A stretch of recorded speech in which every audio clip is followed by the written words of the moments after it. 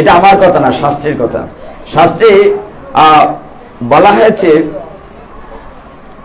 স্পষ্টভাবে, ইয়ত্র গীতা বিচারশ্চ পঠনং পাঠনং যথা তত্র শ্রী ভগবান রাধয়া সমেত। ভগবান বলছেন যেখানে আমার গীতা পাঠ হয়, যেখানে আমার কথা আলোচনা করা হয়, সেখানে ভগবান বলছেন আমি শুধু একা না, শ্রীমতী রাধারানী সহ উপস্থিত থাকে। তার মানে এখানে ভগবান রাধারানী সহ উপস্থিত আছেন। কেউ তো প্রশ্ন করতে পারেন, তাহলে আমি তো দেখছি না। ভগবান যে শাস্ত্রে বলছেন যে এখানে রাধারানী সহ আছেন, আমি তো দেখছি না। উত্তরটা হলো, দেখার মতো আমার চোখ নাই, কিন্তু আছেন সেটা প্রমাণ করা যাবে। কেমন? পদকর্তারা বলছেন, কৃষ্ণ হয় সূর্য সম, মায়া হয় অন্ধকার, যেটা কৃষ্ণ তথা নাহি মায়ার অধিকার। মানে যেখানে কৃষ্ণ থাকেন সেখানে মায়া থাকে না। আপনি যদি মনোযোগ দিয়ে পাঠে বসে থাকেন, 1.5 ঘন্টা 2 ঘন্টা যতক্ষণই থাকেন, ততক্ষণ দেখবেন বাড়ির কথা মনে হয় না, আমার মনে হয় না। যখন উঠে যাবেন আবার আমার মনে হবে। তার মানে কি, কৃষ্ণ যেখানে আছেন সেখানে মায়ার অধিকার নেই। হরি বল। আপনারা দেখছেন জয় গীতা চ্যানেল।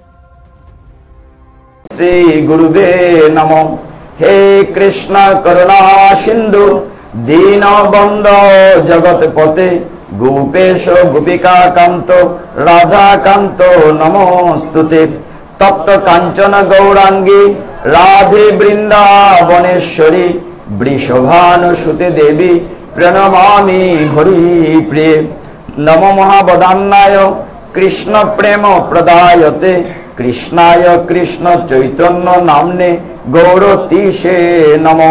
নারায়ণং নমস্কৃত্য নরং চৈব নরোত্তমং দেবীং সরস্বতীং ব্যাসং ততো জয় মুদিরয়েৎ।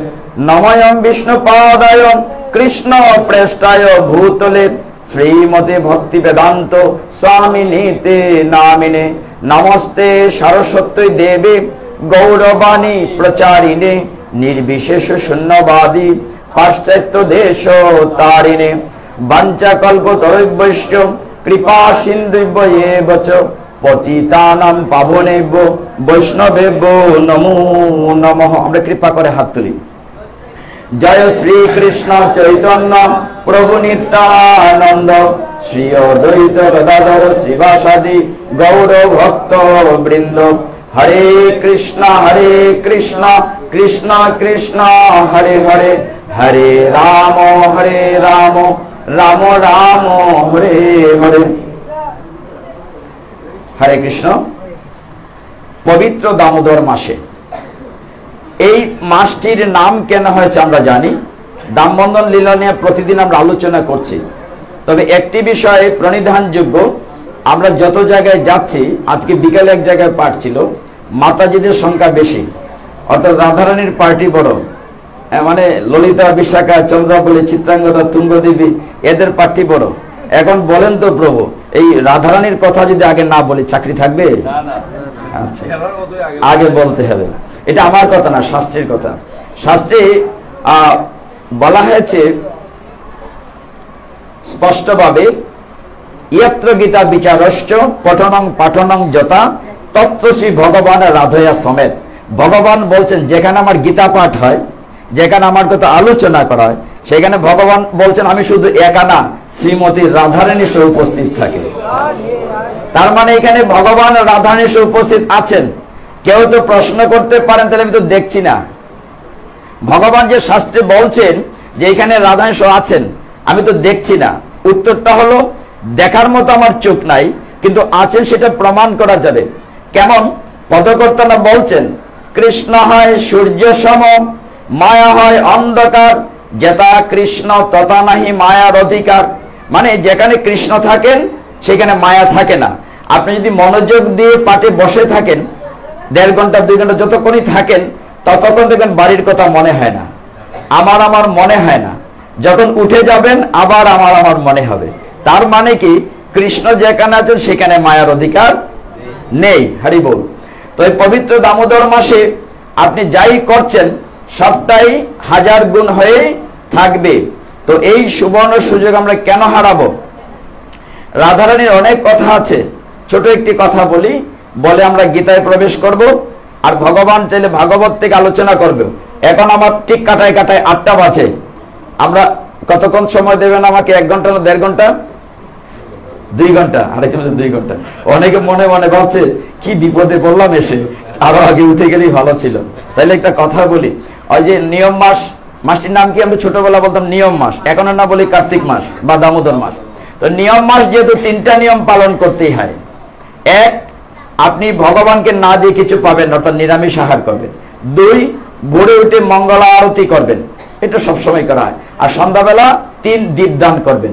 এই 3টা নিয়ম মেনে চলতে হবে। কিন্তু কোনো কোনো ঘরে এমন অবস্থা উল্টোটাও আছে, ক্যালেন্ডার দিকে বাচ্চারা বা কেউ তাকাচ্ছে, মাস দিয়ে যায় না। হ্যাঁ, আর ভালো লাগে না। মা বাবা যেটা শুরু করছেন এই নিরামিষ খাওয়ান, এটা বন্ধ হয় না কেন? আছে না? উল্টোটাও আছে, আছে আছে আছে, সাপোর্ট করছে। কাজে এই জায়গাটি আপনি যে বলছেন 2 ঘন্টা, এটাও মনে করছে না এত সময় বসা যাবে না।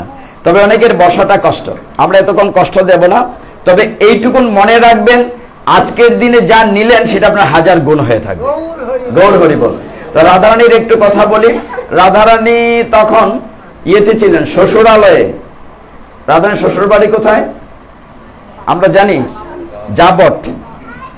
যাবট যাবট আইন ঘোষের বাড়ি। শাশুড়ি এবং ননদী কি নাম? জটিলা এবং কুটিলা। কি কঠিন কঠিন নাম রে বাবা। হ্যাঁ, জটিলা এবং কুটিলা। তো একবার কৃষ্ণ রাধারানী থেকে বহুদিন ধরে বিরক্ত হয়ে দূরে আছেন, যে কোনো কারণে দেখা হচ্ছে না। তো কৃষ্ণের মনে ইচ্ছা হলো যে রাধারানীকে দেখতে যাবেন। তিনি যাবটে গিয়ে, তার সাথে সবসময় সুবল যায়। কে যায়? বন্ধুদের মধ্যে সুবল থাকে।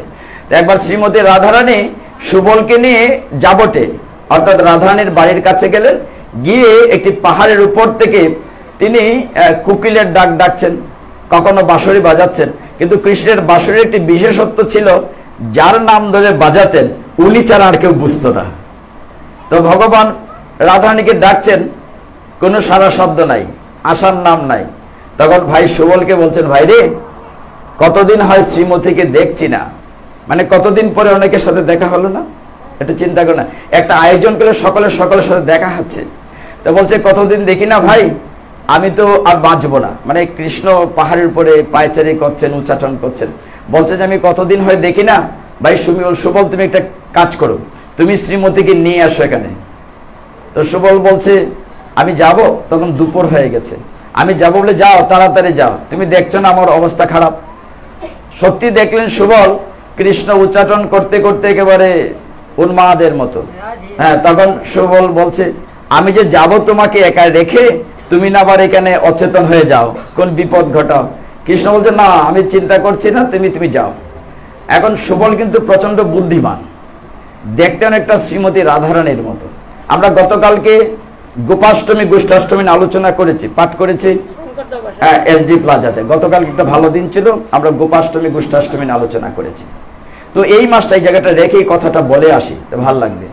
এই মাসটি এত কেন পুণ্যময়, মানে দামোদর মাসটি কেন এত পুণ্যময় শাস্ত্রে বলছে। অন্যান্য মাসে 1টি বা 2টি প্রোগ্রাম থাকে। সনাতন ধর্মে আমরা বলে থাকি যে 12 মাসে 13 পার্বণ। মনে করেন আষাঢ় মাসে রথযাত্রা উৎসব কয়দিন হয়? একটা না 9 দিন। শ্রাবণ মাসে ঝুলন যাত্রা কয়দিন হয়? 5 দিন হয়। কিন্তু দামোদর মাসে কি নেই বলেন? আপনার লক্ষ্মী পূর্ণিমা থেকে যদি শুরু করেন, তারপরে একাদশী বাদ দিলাম, এই মাসে গিরি গোবর্ধন ধারণ করেছেন ভগবান।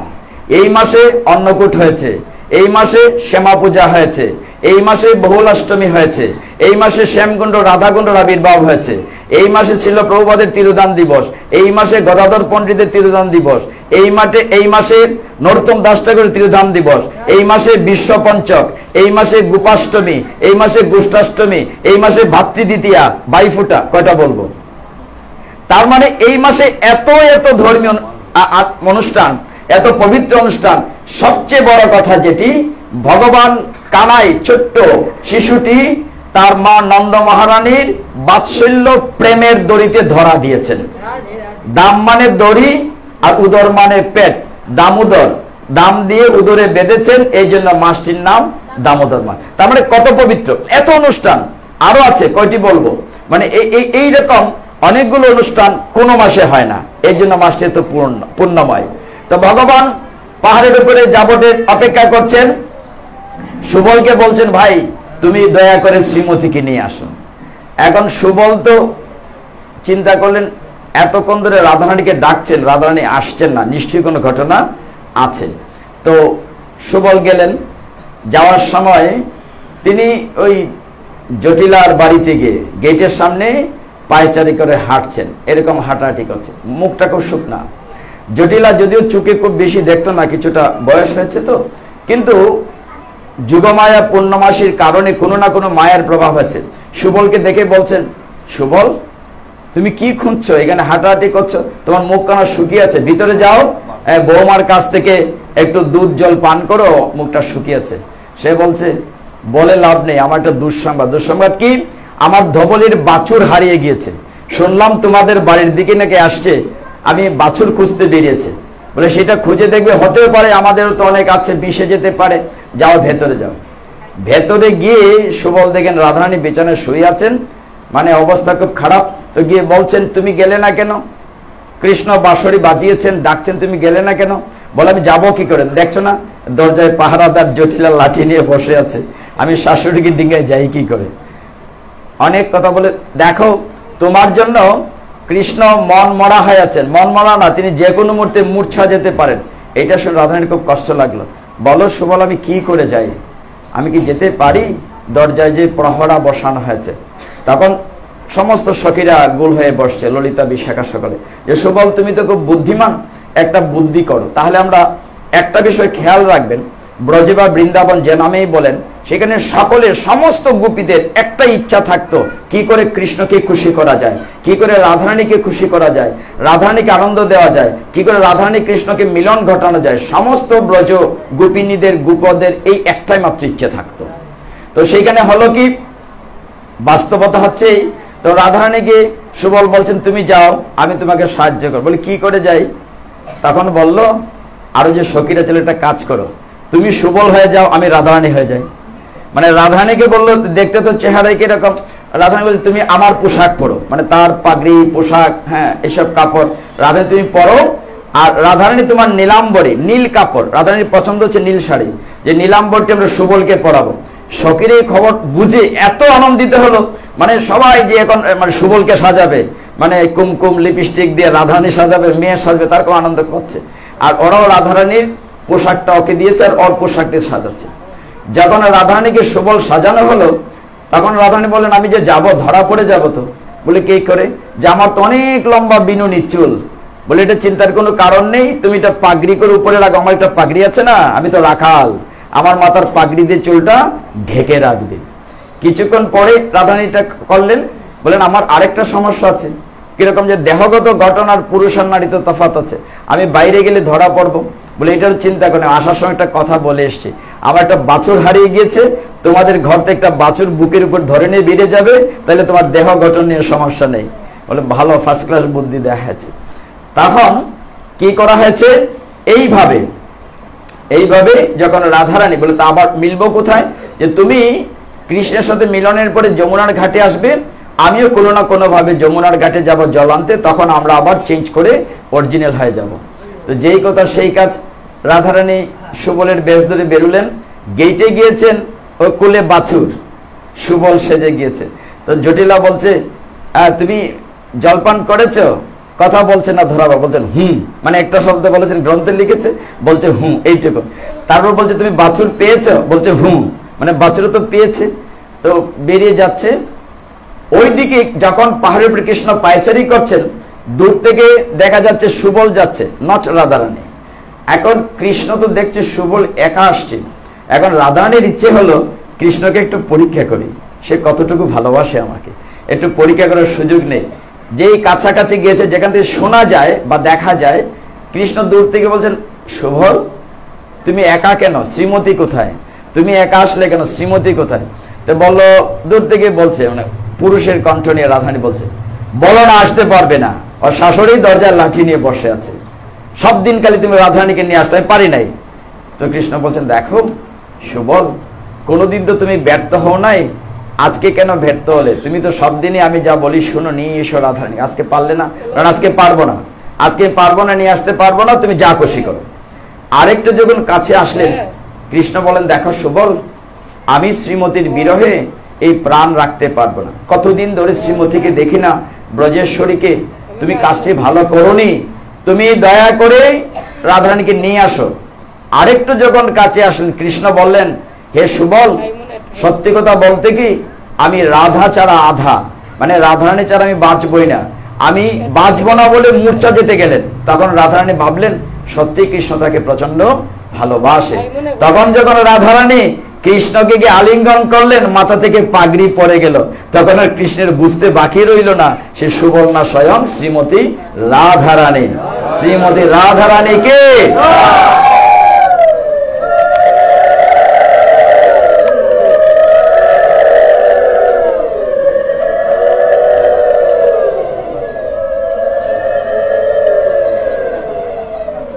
এইবার গীতা থেকে একটা শ্লোক বলি। আপনারা সকলকে নিমন্ত্রণ দিয়েছেন কিসের জন্য? বলেছেন আমাদের বাড়িতে আছে গীতা পাঠ, তাই বলেন নাই? গীতা পাঠ। এখন সরাসরি যদি ভাগবতে আলোচনা করি তাহলে গীতা আমার রাগ করবে যে নিমন্ত্রণ দেওয়া হচ্ছে গীতা পাঠের, একটা গীতার শ্লোক বলে নাই, তাহলে তো অসম্পূর্ণ থেকে যাবে। গীতায় ভগবান মাত্র 574টি শ্লোক বলেছেন। কয়টি বলেছেন? 574টি। সেইখানে খুব সুন্দর করে যে কথাটি বলেছেন, একটা শ্লোক যদি উচ্চারণ করি, আপনারা মন দিয়ে খেয়াল করেন কি বলেছেন ভগবান নবম অধ্যায়ের 22 নম্বর শ্লোকে, অনন্য চিন্তয়ন্ত মাম যে জনা পর্যুপাসতে তেষামে নিত্যয় অভিযুক্তানাম যুগক্ষেমং বহামি অহম।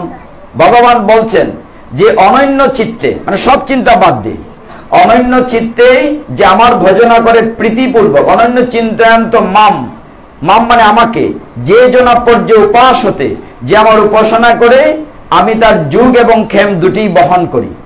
যুগ এবং ক্ষেম কি? যুগ মানে আপনার যা বিষয় সম্পত্তি আছে, ভগবান বলছেন আমি তোমার সেইগুলো পাহারা দেই, আর যা তোমার নাই অথচ তুমি চাও, ভগবান বলছেন আমি সেটা কাঁধে করে নিয়ে আসি। তার মানে কি, ভগবানের কাছে যদি আপনি অনন্য চিত্তে থাকেন তাহলে ভগবান আপনার সমস্ত দায়িত্ব নেন। কথাটা হচ্ছে ভগবান সব দায়িত্ব নেন। এই নিয়ে আমরা অনেক উপাখ্যান বলেছি, অর্জুন মিশ্রের কথা বলেছি। আজকে জগন্নাথ লীলা থেকে এই জায়গাটির একটি ব্যাখ্যা দেই, বুঝতে পারবেন। জগন্নাথ লীলাত্মৃত গ্রন্থে বলা হয়েছে অনেকদিন আগে উড়িষ্যা, জগন্নাথের বাড়ি কোথায়? উড়িষ্যা, পুরীতে, তোমরা তো গিয়েছো। জগন্নাথের মন্দির থেকে খুব বেশি দূর না, একবার কাছেও না, 10-12 কিলোমিটার, 12 বেশি হতে পারে, একটি গ্রামের নাম হচ্ছে যাজপুর। কি বলেছি? যাজপুর। সেখানে মাহান্তি নামে এক দরিদ্র লোক বাস করত। কি নাম? মাহান্তি। তো মাহান্তি ভগবানের এই শ্লোকটি মন দিয়ে ধারণ করত। ভগবান বলছেন এই শ্লোকে যে অনন্য চিত্তে যে আমার উপরে ভর করবে, আমার পূজা অর্চনা করবে, আমাকে ভালোবাসবে, আমি তার সমস্ত দায়িত্ব নেই, ভগবান ডিক্লেয়ার দিয়েছেন। তো যাজপুরের এই মাহান্তি অত্যন্ত দরিদ্র বাবায় জীবন যাপন করত। সে ভিক্ষা করে যা পেত তা দিয়ে স্ত্রী পুত্র সংসার চালাত। একবার ওই যাজপুরে অনেক চলে গেল, 2 বছর 3 বছর বৃষ্টি হয় নাই, অনাবৃষ্টি। অনাবৃষ্টির ফলে ফসল হয়নি, অনাবৃষ্টির ফলে ফসল হয় নাই, দুর্ভিক্ষ হয়েছে। এতটাই দুর্ভিক্ষ হয়েছে যে কেউ ভিক্ষা পর্যন্ত দিতে পারছে না। তো মাহান্তি বিভিন্ন ঘরে যাচ্ছে, ভিক্ষা পাচ্ছে না। তখন তার স্ত্রী বলছে, অগো, এইখানে যদি আমরা থাকি আমাদের বাচ্চাদেরকে বাঁচাতে পারবো না, আমরা না খেয়ে মারা যাব, তোমার কি কোনো আত্মীয় স্বজন আছে? মাহান্তি এখন তার তো কোনো আত্মীয় স্বজন নাই, কিন্তু অনন্য চিন্তয়ান্ত মাম শ্লোকটা হচ্ছে অনন্য চিত্তে যে ভগবানকে ভালোবাসে। সে হুট করে বলে দিল, হ্যাঁ আমার এক আত্মীয় আছে, আমার এক বন্ধু আছে। বলে কোথায় আছে? ওই পুরীতে। পুরীতে তার নাম হচ্ছে জগন্নাথ। স্ত্রী তো আর জানে না, স্ত্রী তো মনে করছে নিশ্চয়ই তার কোন আত্মীয় সেখানে আছে। ঠিক আছে, তাহলে চলো আত্মীয়ের বাড়িতে যাই। মাহান্তি বলছে কাল সকালে যাই। বলে না, আজকেই যাই, দেখো বাচ্চারা না খেয়ে আছে, ওরা বাঁচবে কি করে, চলো যাই। তো কি করে বাচ্চাদেরকে নিয়ে যাবো এত দূরের পথ? তখন গাড়ি ঘোড়া নেই। বললো যে অসুবিধা কি আছে, আমি একটা কোলে নেব, তুমি একটা কাঁধে নেবে, এই করে চলে যাব। তখন দুইজন মিলে বাচ্চাদেরকে নিয়ে হাঁটতে হাঁটতে, বহু দূরের পথ হাঁটতে হাঁটতে যখন জগন্নাথের পুরীতে গেলেন, বাচ্চার স্ত্রী সহ মাহান্তি, যাজপুরের মাহান্তি যখন পৌঁছলেন তখন সন্ধ্যা হয়ে গেছে। পুরীতে যারা গিয়েছেন দেখে প্রধান একটা সিংহ দরজা আছে, এইদিকে বলা হয় 22 পায়চা, পায়চা মানে সিঁড়ি, কিন্তু 18টা সিঁড়ি, 22টা না, মূলত সিঁড়ি হচ্ছে 18টা। আবার উত্তর দিকে আরেকটা গেট আছে, ওইদিকে পাজানালা আছে। পাজানালা মানে পাজা মানে ফ্যান, ভাতের মার, জগন্নাথের যে ভোগ হয়, রান্না হয়, ওইটা ড্রেন দিয়ে যেদিকে ফ্যান মানে মার যায় গলিয়ে, ওইদিকে একটা গেট আছে। তো তারা যখন পুরীতে পৌঁছালো, এরকম সন্ধ্যা হয়ে গেছে, প্রচুর ভিড় সেদিন। তখন তার স্ত্রী বলছে, ওগো চলো, তোমার বন্ধুর বাড়ির কত দূরে? দেখছো না এত বড় বিশাল বাড়ি, মানে জগন্নাথের মন্দির, ওর ভিতরে আমার বন্ধু থাকে, তো চলো ভিতরে যাই। বলে দেখছো না আজকে অনেক মানুষ, পুলিশ, যাওয়া যাবে না, আজকে বাইরে কাটাই, চলো ওইদিকে যাই। ওই যে নালাটা বললাম পাজা নালা, বলে যে আমরা ওইখানে রাত্রিতে কাটাই, কাল সকালে যাব। এখন ক্ষুধার তাড়নায় বাচ্চাগুলো কাঁদছে, কি খাবে, এতটা পথ এসছে, খাওয়া দাওয়া নাই। তখন ওই ড্রেনের মধ্যে যে ফ্যান ভেসে যাচ্ছিল, একটু একটু অন্ন আছে, তারা ওই ভাঙ্গা পাতিলের টুকরো দিয়ে ওইখান থেকে উঠে নিজে খেয়েছে, বাচ্চাদেরকে খাইয়েছে। এখন মন দিয়ে বাকিটা খেয়াল করেন। ভগবান যে গীতায় বলছেন যে অনন্য চিত্তে যে আমার উপর নির্ভর করে, আমি তার সবকিছু বহন করি, দায়িত্ব বহন করি।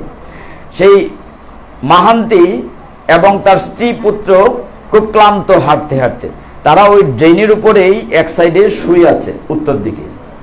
এইদিকে রাত্রির বেলা জগন্নাথকে যখন নিদ্রা দেয়া হয়েছে, জগন্নাথ মনে মনে কষ্ট পাচ্ছেন যে তাকে নির্ভর করে, অনন্য চিত্তে নির্ভর করে এত দূর থেকে চলে এসছে এই মাহান্তি, তাকে তো আমার দেখা দরকার।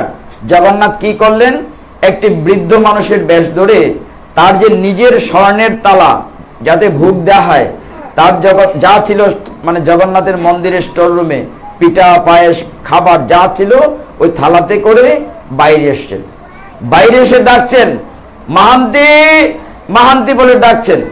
সে শুয়ে আছে। প্রথম সে খেয়াল করে না, আমাকে তো এখানে ডাকার কথা না, কেউ আমাকে তো কেউ চিনে না, আমি প্রথম এসছি।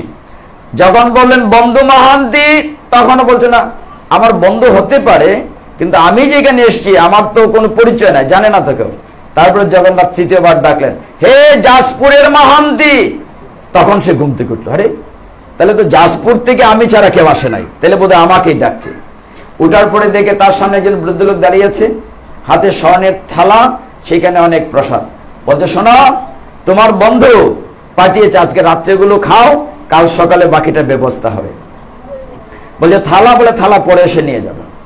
তখন মাহান্তি কি করলো, তার ছেলে মেয়েকে ডেকে উঠালো, স্ত্রীকে ডেকে উঠালো, উঠিয়ে সমস্ত এত খাবার, ওগুলো তার জীবনে দেখেও নি, এত সুস্বাদু ভগবানের প্রসাদ দেখেও নি, সবাই মিলে খেয়েছে।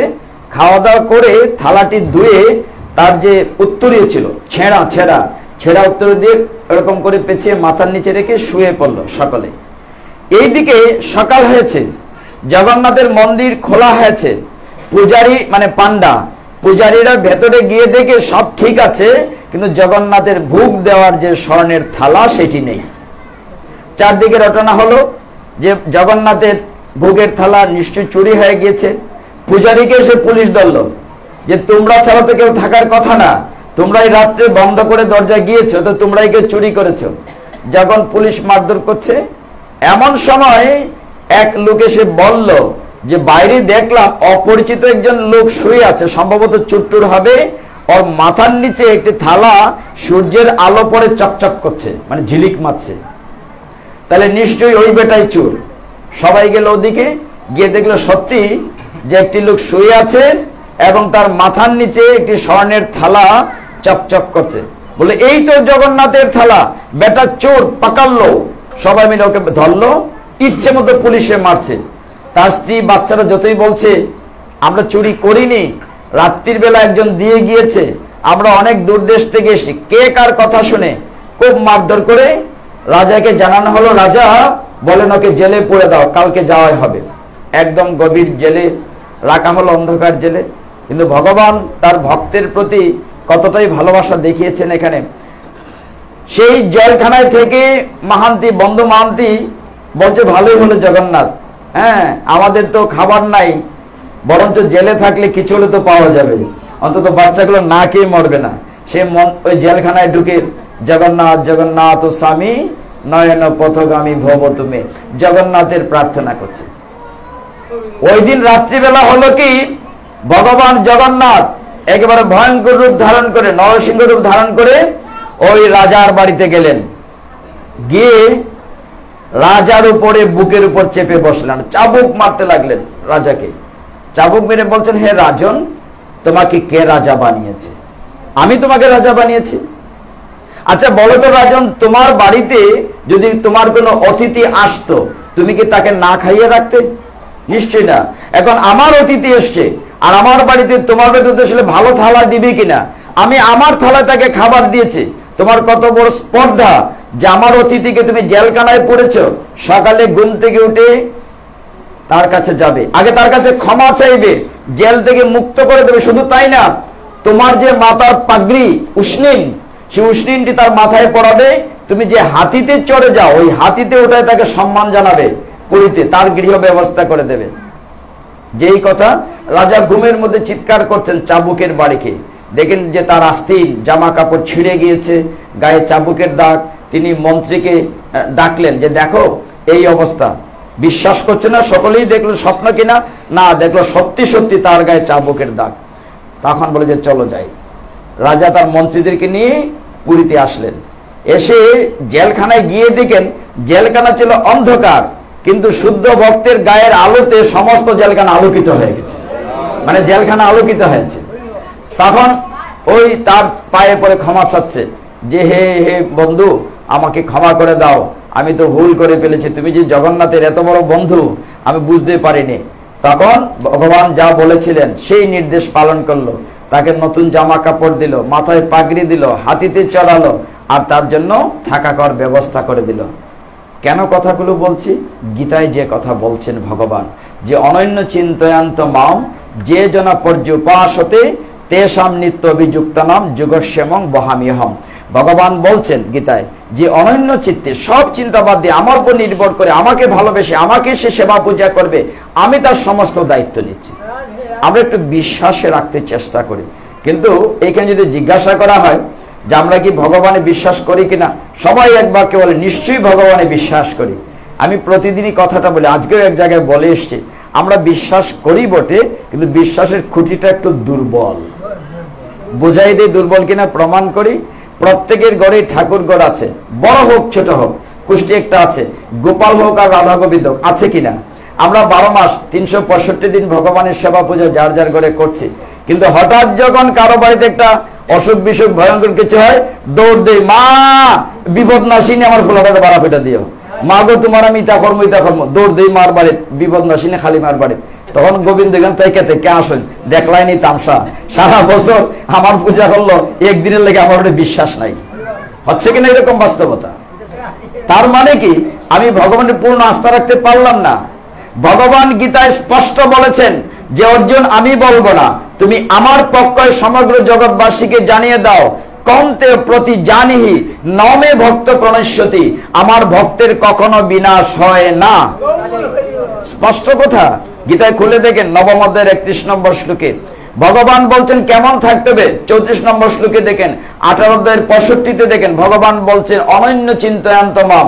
পরবর্তীতে বলছেন অত্যন্ত চমৎকার ভাবে তুমি আমার কথা ভাবো, মনমনা ভব মদে ভক্ত মদয়াজি মাম নমস্কুরু মামেব সত্যম তে প্রতিজানি প্রিয়সীমে। প্রতিজানি মানে কি?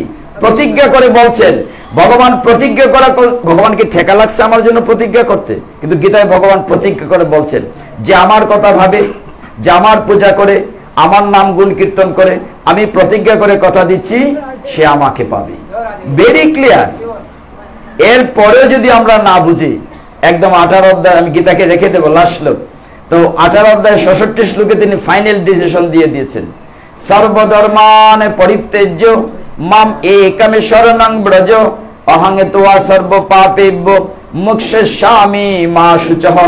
ভগবান বলছেন হে মায়ার জীব, তুমি মায়ার সাগরে ডুবে আছো, আমি তো হাত বাড়িয়ে রেখেছি, তুমি কেবলমাত্র হাতখানা তোলো, আমি তোমাকে সমস্ত পাপ সাগর থেকে উদ্ধার করব। ভগবান বলে আবার বলছেন শ্লোকের শেষের শব্দটি কি, মা সূচক, মানে ডোন্ট ওরি, এই নিয়ে তুমি কোনো অনুসূচনা করো না, কোনো দুশ্চিন্তা করো না, মানে একদম ক্লিয়ার কনসেপশন। তারপর আমরা বলি যে না, ভগবানে বিশ্বাস রাখতে পারি না। কিন্তু ভগবানে বিশ্বাস রাখতে হবে, কারণ মুরব্বীরা না, শাস্ত্র সব জায়গায় বলা হয়েছে বিশ্বাসে মিলায় কৃষ্ণ তর্কে বহুদূর। এই পর্যায়ে দেখেন, এই মাসে আমরা একটু ভাগবতে যাই। ভাগবতে অনেক অনেক কথা এই মাসে বলা হয়েছে। যেমন দামবন্ধন লীলাটি আপনারা দেখেছেন দশম স্কন্ধের নবম অধ্যায়, তারপরে যমলার্জুন উদ্ধার দশম স্কন্ধের দশম অধ্যায়, এইগুলো দেখেছেন। এগুলো নিয়ে আলোচনা প্রতিদিন করছি। আমরা একটু অন্য জায়গায় যেতে চাই। সেটি হচ্ছে, আপনারা দেখেছেন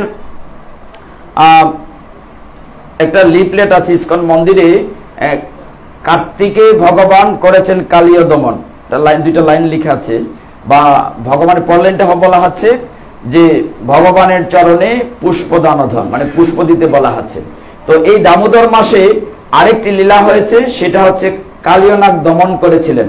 আমার কালীয়নাগের কাহিনী বলাটা উদ্দেশ্য না, এটার পিছনের কাহিনীটা পড়ে বুঝতে পারবেন কেন বলছি। আপনারা সকলেই এই কথাগুলো জানেন, কিন্তু জানার পরেও একই কথা যখন আবার জানবেন আরো ভালো লাগবে। দামবন্ধন লীলা আলোচনা করার দরকার নাই, আমরা আলোচনা করছি প্রতিদিন। দশম স্কন্ধের নবম অধ্যায় আর দশম অধ্যায় যমলার্জুন উদ্ধার, এটা আলোচনা হয়েছে।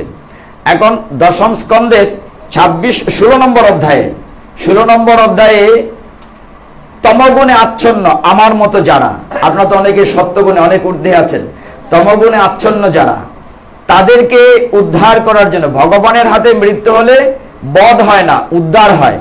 যেমন আমরা বলি পুতনা উদ্ধার, পুতনা বদনা, জরাসন্ধ বদনা, শিশুপাল বদনা, শিশুপাল উদ্ধার।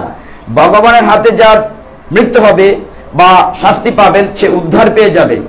আপনারা দেখেছেন, এই জায়গাটি একটু কল্পনা করুন, আমি এটা কেন বলছি পরে এসে বলবো। সেই কালীয় দমন, এটা দুটো অধ্যায় আছে, দশম স্কন্ধে 16 এবং 17। এই অধ্যায়টিতে বলা হয়েছে যে, একটু পেছনের কথা বলি, কেন ওইখানে যমুনার একটি হ্রদ বুঝিত, মানে যমুনার স্রোত অন্যদিকে গিয়ে আলাদা একটা গভীর জলাশয় হয়েছে, এই জন্য বলা হয় যমুনার হ্রদ। তো সেই হ্রদে কালীয়নাগ থাকে, আপনারা সকলেই জানেন। এত বিষাক্ত যে তার বিষের জল টকবক করে ফুটছে, মানে বিষের টেম্পারেচার টকবক করে ফুটছে, তার গা থেকে বা জল থেকে বিষাক্ত জলীয় বাষ্প পড়ে ছিটকে ছিটকে যাচ্ছে, উপর দিকে পাখি গেলে মরে পড়ে যাচ্ছে, গাছগাছালি সব পুড়ে ছাই হয়ে যাচ্ছে। এই জায়গাটিতে ভগবান কৃষ্ণ ব্রজবাসীকে, তাদেরকে শুদ্ধ মিষ্টি জল যাতে পান করতে পারে, সেখানে কালীয়নাগকে উদ্ধার করেছিলেন। এইটা দুটো অংশ আছে, 16 এবং 17 অধ্যায়। তো এই জায়গাটিতে বলা হয়েছে, ভগবান একদিন যাচ্ছেন রাখাল বেশে, সেদিন বলরাম সাথে যায় নাই। তিনি যখন চিন্তা করলেন কালীয়কে উদ্ধার করবেন বা এই হ্রদটিকে তিনি শুদ্ধ করবেন, ব্রজবাসীর পানীয় উপযোগী জল, মিষ্টি জল করবেন। এই দৃশ্যটা যারা গিয়েছেন বৃন্দাবনে দেখেছেন, যে গাছে উঠে লাফ দিয়ে হ্রদে পড়েছেন, গাছটা এখন আছে, তিনি মালকুচা, বলা হচ্ছে যে পিছন দিকে মল্লযুদ্ধরা যেভাবে কাপড় পরে মালকুচা দেয়, তারপরে এরকম এরকম মাসুলের মধ্যে এরকম দেখাচ্ছেন, মানে এরকম একটা ভাব দেখিয়ে সেইখানেই কালীয়নাগ তার পরিবার পরিজন নিয়ে শান্তিতে বসবাস করত। কিন্তু কৃষ্ণ যখন সেখানে লাফ দিয়ে পড়লেন, যদিও টকবক টকবক জল করছিল, কৃষ্ণ যখন লাফ দিয়ে পড়লেন, তখন বলা হচ্ছে যে কয়েক মাইল ঢেউ, এরকম ছোট্ট কৃষ্ণ, কিন্তু সেখানে লাফ দিয়ে পড়েছেন, কিন্তু জল এরকম ঢেউ উঠেছে। তিনি সন্তরণ করছেন, সাঁতার কাটছেন। সাঁতারের ফলে কি হলো, সেই কালীয়নাগের ঘুম ভেঙে গেল যে কে আমার ডিস্টার্ব করছে, আমি এখানে নিরিবিলি ঘুমাচ্ছি, আমার বাড়িতে কার এমন সাহস। খুব খুব রাগ করে তাকালো, কিন্তু তাকিয়ে দেখে তো অবাক হয়ে গেল। দেখলো তার সামনে ছোট্ট একটি বালক সাঁতার কাটছে। ছোট্ট বালকের বর্ণনা ভাগবতে দেওয়া হয়েছে, ভগবানের চরণের নিচে লাল আবির রঙের মতো, হাতের তালুটো লাল। যখন সন্তরণ করছেন ছোট্ট কৃষ্ণ, সেটা দেখে কালীয়নাগ অবাক হয়ে গেল, এই ছোট বাচ্চাটি পড়েছেন, এটাতে তো ঢেউ উঠেছে, আর তার একটু ভয় নাই, সাঁতার কাটছে। কিন্তু সাপ তো তমগুণে আচ্ছন্ন, সে যতই তারে ডিস্টার্ব করছেন কানাই, ততই সে রাগ করছে। রাগ করে এক পর্যায়ে কৃষ্ণ পেতে দিলেন দেহ, তাকে পেঁচিয়ে দিল মেরে ফেলার জন্য। সমস্ত ব্রজবাসীরা সেই হ্রদের তীরে এসে হায় হায় করছেন, হায় হায় করছেন যে কি করে কানাইকে বাঁচাবেন, কিন্তু কেউ তো জলে নামতে পারছেন না ভয় পেয়ে। যখন একদম পেঁচিয়ে দিয়েছে, সকলেই বাচ্চারা মানে তার যে রাখাল বন্ধুরা এই যমুনার তীরে অজ্ঞান হয়ে গিয়েছে দৃশ্যটি দেখে। নন্দ বাবার নন্দমায়ের যে খবর গিয়েছে, নন্দমা এসছেন এবং আক্ষেপ করছেন যে আজকে বলরামকে সাথে না দেওয়াতে বিপত্তি হয়েছে। এখন ঘটনাটি এরকম, নন্দমান নদীতে পড়ে যাচ্ছিলেন মানে আত্মহত্যা করে বাচ্চাকে বাঁচানোর জন্য, সকলেই ধরে রাখছে। এদিকে কৃষ্ণ কি করলেন এই জায়গাটি বলার জন্য না, আরো পরে একটা গুরুত্বপূর্ণ বিষয় আছে। যখন কানাই এরকম টাইট হয়ে আছেন, ওকে মেরে ফেলবে কালিয়নাগ, সমস্ত ব্রজবাসীরা বন্ধুরা যখন অচেতন হয়ে নদীর তীরে হ্রদের তীরে শুয়ে আছে, তখন কানাই কি করলেন, মোটা হতে লাগলেন, মানে বড় হতে লাগলেন, আরো বড় হতে লাগলেন। এখন সে যে পেঁচিয়ে ধরেছে, এখন ধরে রাখবে কি, সে কটমট করে তার হাত ফেটে যাচ্ছে, সে ছাড়তে বাধ্য হয়েছে। যখন ছেড়েছে তখন অধ্যায়টি অনেক বড়, আমি একটু শর্ট করছি, শেষে অন্য একটি আলোচনা করব। তো সেই সাপ থেকে যখন ছুটে গেলেন, কখন অবস্থাটা হলো কি, যখন সে ছেড়ে দিতে বাধ্য হলো, মনে হচ্ছিল কালিয়ানাগের চোখ ফেটে বেরোচ্ছে, তার নাক দিয়ে রক্ত বেরোচ্ছে, মানে এরকম অবস্থা। জলের নিচ থেকে যখন টকবক করে রক্ত উঠছিল, তখন উপরে বালক যারা সজাগ ছিল তারা ভাবলো বোধহয় কানাইকে খেয়ে ফেলছে, রক্ত আসলো থেকে, তারা আরো বেশি ভয় পেয়ে গেছে। নন্দমা অচেতন হয়ে পড়ে আছেন, সকলে হায় হায় করছেন। এমন সময় দেখা গেল কি, কানাই তার বাঁধন থেকে ছুটে তার মাথার উপরে লাফ দিয়ে উঠলেন। কয়টা মাথা ছিল আমরা জানি? 101টা মাথা ছিল। কালিয়নাগের কয়টা মাথা ছিল? 101টা মাথা ছিল। মধ্যে একটা বড়, একদিকে 50টা আর একদিকে 50টা। ভগবান অহংকারীকে পছন্দ করেন? করেন না। ভগবান অহংকারীকে পছন্দ করেন না, এই জন্য ভগবানের নাম হচ্ছে দর্পহারী মধুসূদন। ভগবান নাম হচ্ছে দর্পহারী মধুসূদন। যেমন তিনি ব্রহ্মার অহংকার চূর্ণ করেছেন, যবনকুলে জন্ম দিয়েছেন, যেমন দেবরাজ ইন্দ্রের দর্প চূর্ণ করে গিরি গোবর্ধন ধারণ করেছেন। তো সেই সাপের একটি নাম ভাগবতে সুন্দর আছে। সাপের নাম হচ্ছে চক্ষুশ্রবা। শুনেছি শব্দটি? চক্ষুশ্রবা যদি বলে, চক্ষু যদি বাংলায় বলি, সংস্কৃত হলো চক্ষুশ্রবা। সাপের নাম হচ্ছে চক্ষুশ্রবা। কেন? সাপ কিন্তু কান দিয়ে শুনে না, চোখ দিয়ে শুনে, এই জন্য সাপের আরেক নাম হচ্ছে চক্ষুশ্রবা। আমরা তো মনে করি যে বিন বাজাচ্ছে, নাগিন বাজাচ্ছে, আওয়াজে বোধহয় নাচছে। না না, সে শুনতেই তো পায় না। ওই বিনটা যখন নড়াচড়া করে, মনে করে আরেকটি সাপ তার সামনে, এই জন্য সে ফুস করে নাচানাচি করে, তো শুনতেই পায় না। তো চক্ষুশ্রবা যখন আর পারল না ধরে রাখতে, তার মাথার উপরে ভগবান যে মাথাটি উঠায় ফুস করে মারার জন্য, তার উপরে উঠে ভগবান মানে লাথি গুঁতো দিয়ে হাড়গুড় ভেঙে দিচ্ছেন, নাক দিয়ে মুখ দিয়ে বমি আসছে। যখন আরেকটা মাথা উঁচু করে অহংকার করতে চায়, ভগবান তার উপরে নৃত্য করেন। যখন আরেকটা মাথা উঠতে চায়, তার উপরে নৃত্য করেন। যখন একেবারে ক্লান্ত করে ফেললেন, তাকে একদম পরাস্ত করে ফেললেন, তার হাড়গুড় একেবারে ভেঙে যাচ্ছিল, তখন কি হলো? এই জায়গাটি খুব গুরুত্বপূর্ণ। এই জায়গাটিতে বলা হচ্ছে এই অধ্যায়ে 33 থেকে 53 পর্যন্ত সমস্ত নাগ পত্নীরা, নাগের যে স্ত্রী, পুত্র, সন্তান, পরিবার, সবাই এসে জোরহাত করে অনাদিরাদি গোবিন্দের কাছে প্রার্থনা করছে। প্রথম প্রশংসা করেছে, হে গোবিন্দ, তুমি তো পৃথিবীতে আসোই দুষ্টের দমন আর সৃষ্টির পালন করার জন্য। আমি জানি আমার স্বামী অপরাধ করেছেন। আমার স্বামী, হ্যাঁ আমাদের, আমি বলছেন আমাদের অনেক স্ত্রী ছিল, যে আমাদের স্বামীকে অপরাধ করেছে, তমগুণে আচ্ছন্ন, এখানে ব্রজবাসীদেরকে কষ্ট দিচ্ছে, জলে বিষ ছেড়েছে। কিন্তু তুমি তো ক্ষমার প্রতিমূর্তি, করুণার সাগর, আমার স্বামীকে ক্ষমা করে দাও, না হলে এই ছেলেরা এতিম হয়ে যাবে, নাগের বাচ্চারা এতিম হয়ে যাবে। তারা বলছে নমস্তভ্যং ভগবতে পুরুষায় মহাত্মনে, বলছে ভূতাবাসায় ভূতায় পরায় পরমাত্মনে, যে আপনি সমস্ত কিছুর মালিক, সমস্ত বিশ্ব ব্রহ্মাণ্ডের একমাত্র আধার, আপনি ক্ষমা করে দেন। নাগপত্রীরা অনেকগুলো প্রার্থনা আছে এই অধ্যায়ে। প্রার্থনায় খুশি হয়ে ভগবান বললেন, ঠিক আছে আমি ছেড়ে দিতে পারি, হ্যাঁ আমি তাকে মারবো না, তোমাদের প্রার্থনায় খুশি হয়েছে। তখন তারা কি করেছিলেন জানেন? অদ্ভুত ব্যাপার, সমস্ত রত্ন দিয়ে ভগবানের পূজা করেছিল। মানে বৈজন্তী মালা, পদ্ম ফুলের মালা, রত্নের হার, ফুল পুষ্প ওগুলো দিয়ে ভগবানের পুজো করেছিল। তখন তিনি বলছেন তোমাকে চলে যেতে হবে, তুমি যদি বাঁচতে চান তো চলে যাবে। কোথায় যাবে? সমুদ্রে যাবে। সমুদ্রে কোথায় যাবে? রমণক দ্বীপে যাবে। তাহলে তোমাকে আমি ছেড়ে দিলাম। এখন রমণক দ্বীপের কাহিনীটি একটু পেছন থেকে জানতে হবে, কেন এই ঝগড়াটা হচ্ছিল। আপনার শুনলে অবাক হবেন, ভাগবতের 10ম স্কন্ধে 17 অধ্যায়ে বলা হচ্ছে যে আমরা সকলেই জানি সর্পদের মার নাম হচ্ছে কদ্রুর, আর গরুড়ের মার নাম হচ্ছে বিনতা। বিনতার কদ্রুর, এই দুই মহিলার মধ্যে ঝগড়া হতো। মানে সাপের মা আর গরুড়ের মা। সাপের মা হচ্ছে কদ্রুর আর কালীয় নাগের মা, আর গরুড়ের মার নাম হচ্ছে বিনতা। যখন খুব ঝগড়া হতো দুই মায়ের, অহংকারী কালীয় নাগ তো যথেষ্ট অহংকারী, তখন সে খুব উৎপাত করত, যখন তখন উৎপাত করত। আর গরুর তার পাল্টা নিত, সেই কীর্তি করত, যখন তখন সাপ ধরে ধরে খেত। মানে সাপের উপরে বেশি অত্যাচার করত গরুর পাখি। তখন সাপেরা ব্রহ্মার কাছে গেল বিচার নিয়ে, যে গরুর অত্যাচার তোমরা বাঁচছি না, বলে তাহলে কি করা যায়। সিদ্ধান্ত হলো যে গরুর পাখি যখন তখন সাপ খাবে না, শুধুমাত্র অমাবস্যার দিন প্রত্যেকের ঘর থেকে একটা সাপ তাকে দিবে খাওয়ার জন্য, এর বেশি খাবে না। এইভাবে রোটেশনালি এক ঘরের পর এক ঘর। যেদিন কালীয় নাগের পালা এলো, সেদিন কালীয় নাগ তো অহংকারী, তার 101টা মাথা আছে, সে বলছে আমি ওর ভুক্ষ, মানে খাবার হবে না, আমি যাব না গরুরের কাছে। উল্টো তার সাথে ফাইট করলো। এখানে অনেক জায়গা আছে, অনেক ভাগবতে লেখা আছে, খুব যুদ্ধ হলো গরুরে আর কালীয় নাগে। কালীয় নাগ ফুস করে তাকে খেতে আসে, আর গরুর ডানা দিয়ে ঝাপটা দেয়। এই করতে করতে খুব মার হলো।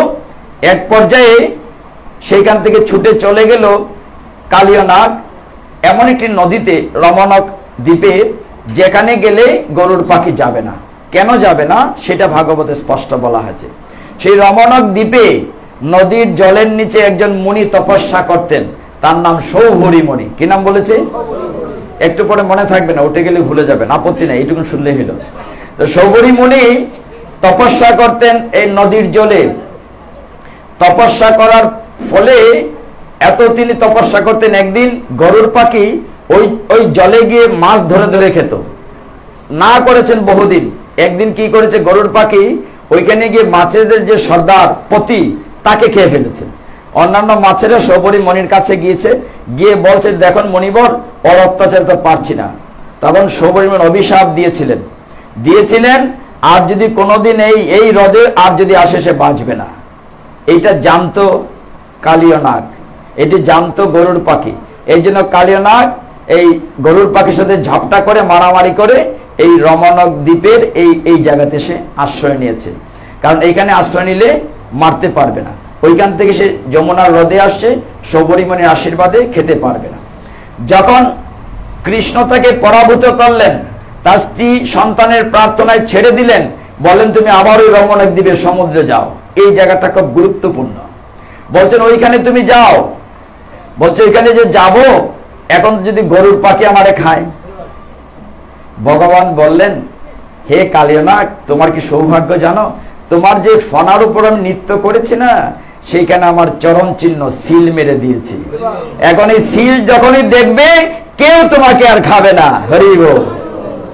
আমরা কথাগুলো ফিনিশিং এ গিয়ে বলছি কেন, মানে ভগবানের আশীর্বাদ পুষ্ট। ভগবান বলছেন গরুর তুমি যেখানেই যাও, এই বলছেন কালীয় নাগ তুমি যেখানেই যাও, গরুর পাখি তোমাকে আর খাবে না, কারণ তোমার মাথার উপরে, সাপের মাথার উপরে আমার ভগবানের চরণ চিহ্ন সিল মেরে দিয়েছে, অতএব কেউ আর খাবে না।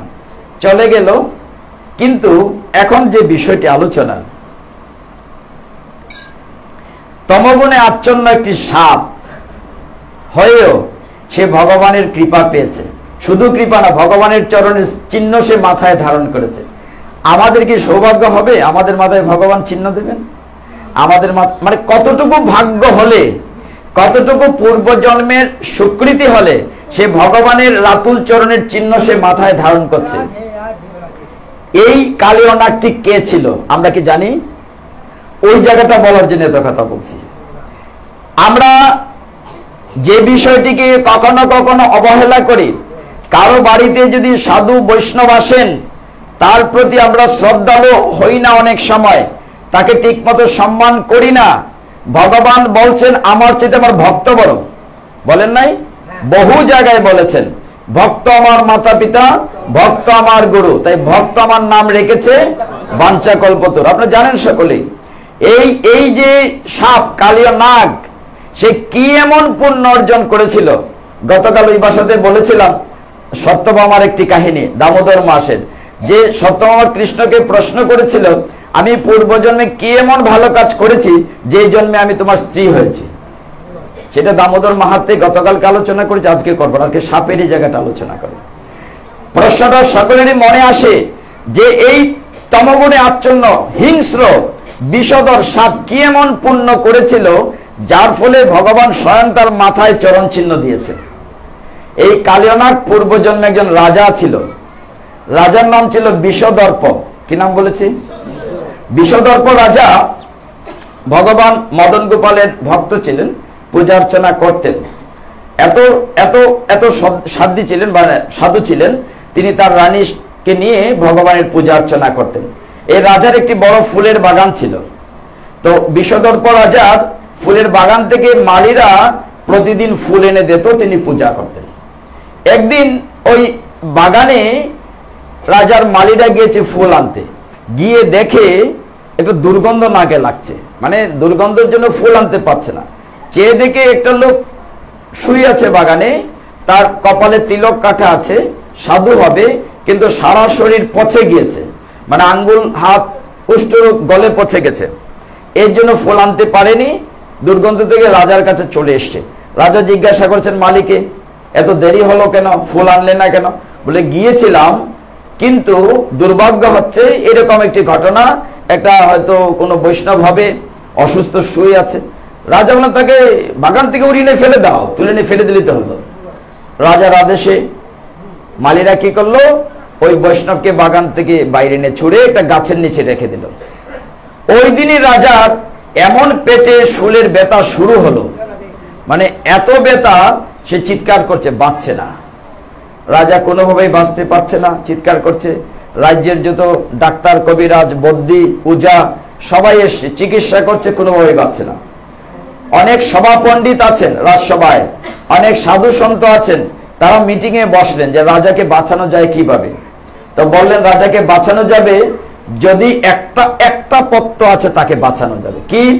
পণ্ডিতরা সিদ্ধান্ত দিলেন যদি কোনো বৈষ্ণবের পাদুদক, মানে গুরু গৌরাঙ্গ বৈষ্ণবের চরণ ধোয়া জল যদি থেকে পান করাতে পারো, তবেই কেবল রাজা বাঁচতে পারে, আর কোনো উপায় নাই। চারদিকে খুঁজলো, এখন কেউ কি রাজাকে দেবে? তার গর্দান যাবে, পায়ের আঙ্গুলের জল দিলে উপায় আছে? রাজার মাথায় দেবে? তখন খুঁজতে খুঁজতে চিন্তা করলো, ওই যে বৈষ্ণবটাকে ফেলে দিয়েছিল কোথায় আছে, তার পায়ের ধোয়া জল নিয়ে আসো। তো রাজার লোকেরা গেল, ওই লোকটিকে গাছের নিচে রেখে আসা হয়েছিল, গিয়ে বললো এই বেটা পায়ে ধোয়া জল দে, আমাদের রাজাকে বাঁচাতে হবে।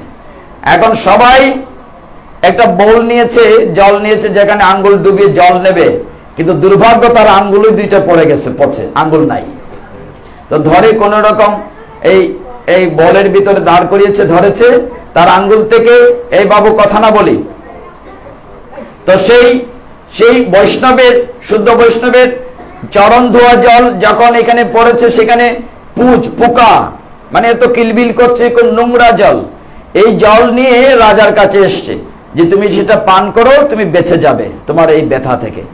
এখন রাজা বলছে মরে গেলেও এটা পান করতে পারবো না, মানে দেখছে রক্ত, পোকা লচ্ছে, এটা পান করতে পারবো না। রানী অনুরোধ করছে যে তুমি অন্তত বৈষ্ণবের চরণ ধোয়া পাদুদক পান করো, বাঁচতে হবে তো। বলে আমি মরে গেলেও পান করব না। তখন রানী রাগের মাথায় বলের জলটি তার মাথায় ঢেলে দিয়েছে। ওই যে তার মাথায় শুদ্ধ বৈষ্ণবের চরণ ধোয়া পাদুক জল পড়েছে, এই বিষদের পর রাজায় জন্মে এসে কালীয় নাগ হয়েছে, আর তার মাথায় ভগবান চরণ চিহ্ন দিয়েছেন। হরি বল। এত কথা বলার উদ্দেশ্য কি? উদ্দেশ্য হচ্ছে শাস্ত্র আমাদেরকে কি শিক্ষা দিচ্ছে আমরা যেন শুদ্ধ বৈষ্ণবকে, আমাদের ঘরে যখন গুরুদেব বা বৈষ্ণব, সাধু বৈষ্ণব আসেন, তাদের প্রতি যেন আমরা শ্রদ্ধালু হই, তাদের প্রতি যেন আমরা ভালো ব্যবহার করি। এই সমস্ত কথা বলার অর্থ এই। তো যাই হোক, আমরা এই যে ভগবানের পবিত্র দামোদর মাসে কয়টি নিয়ম বলেছি? যে 3টি নিয়ম মানতে হবে। এক হচ্ছে ভগবানকে নিবেদন করে খেতে হবে। এই কথাটি গীতায় ভগবান কোথায় বলেছেন?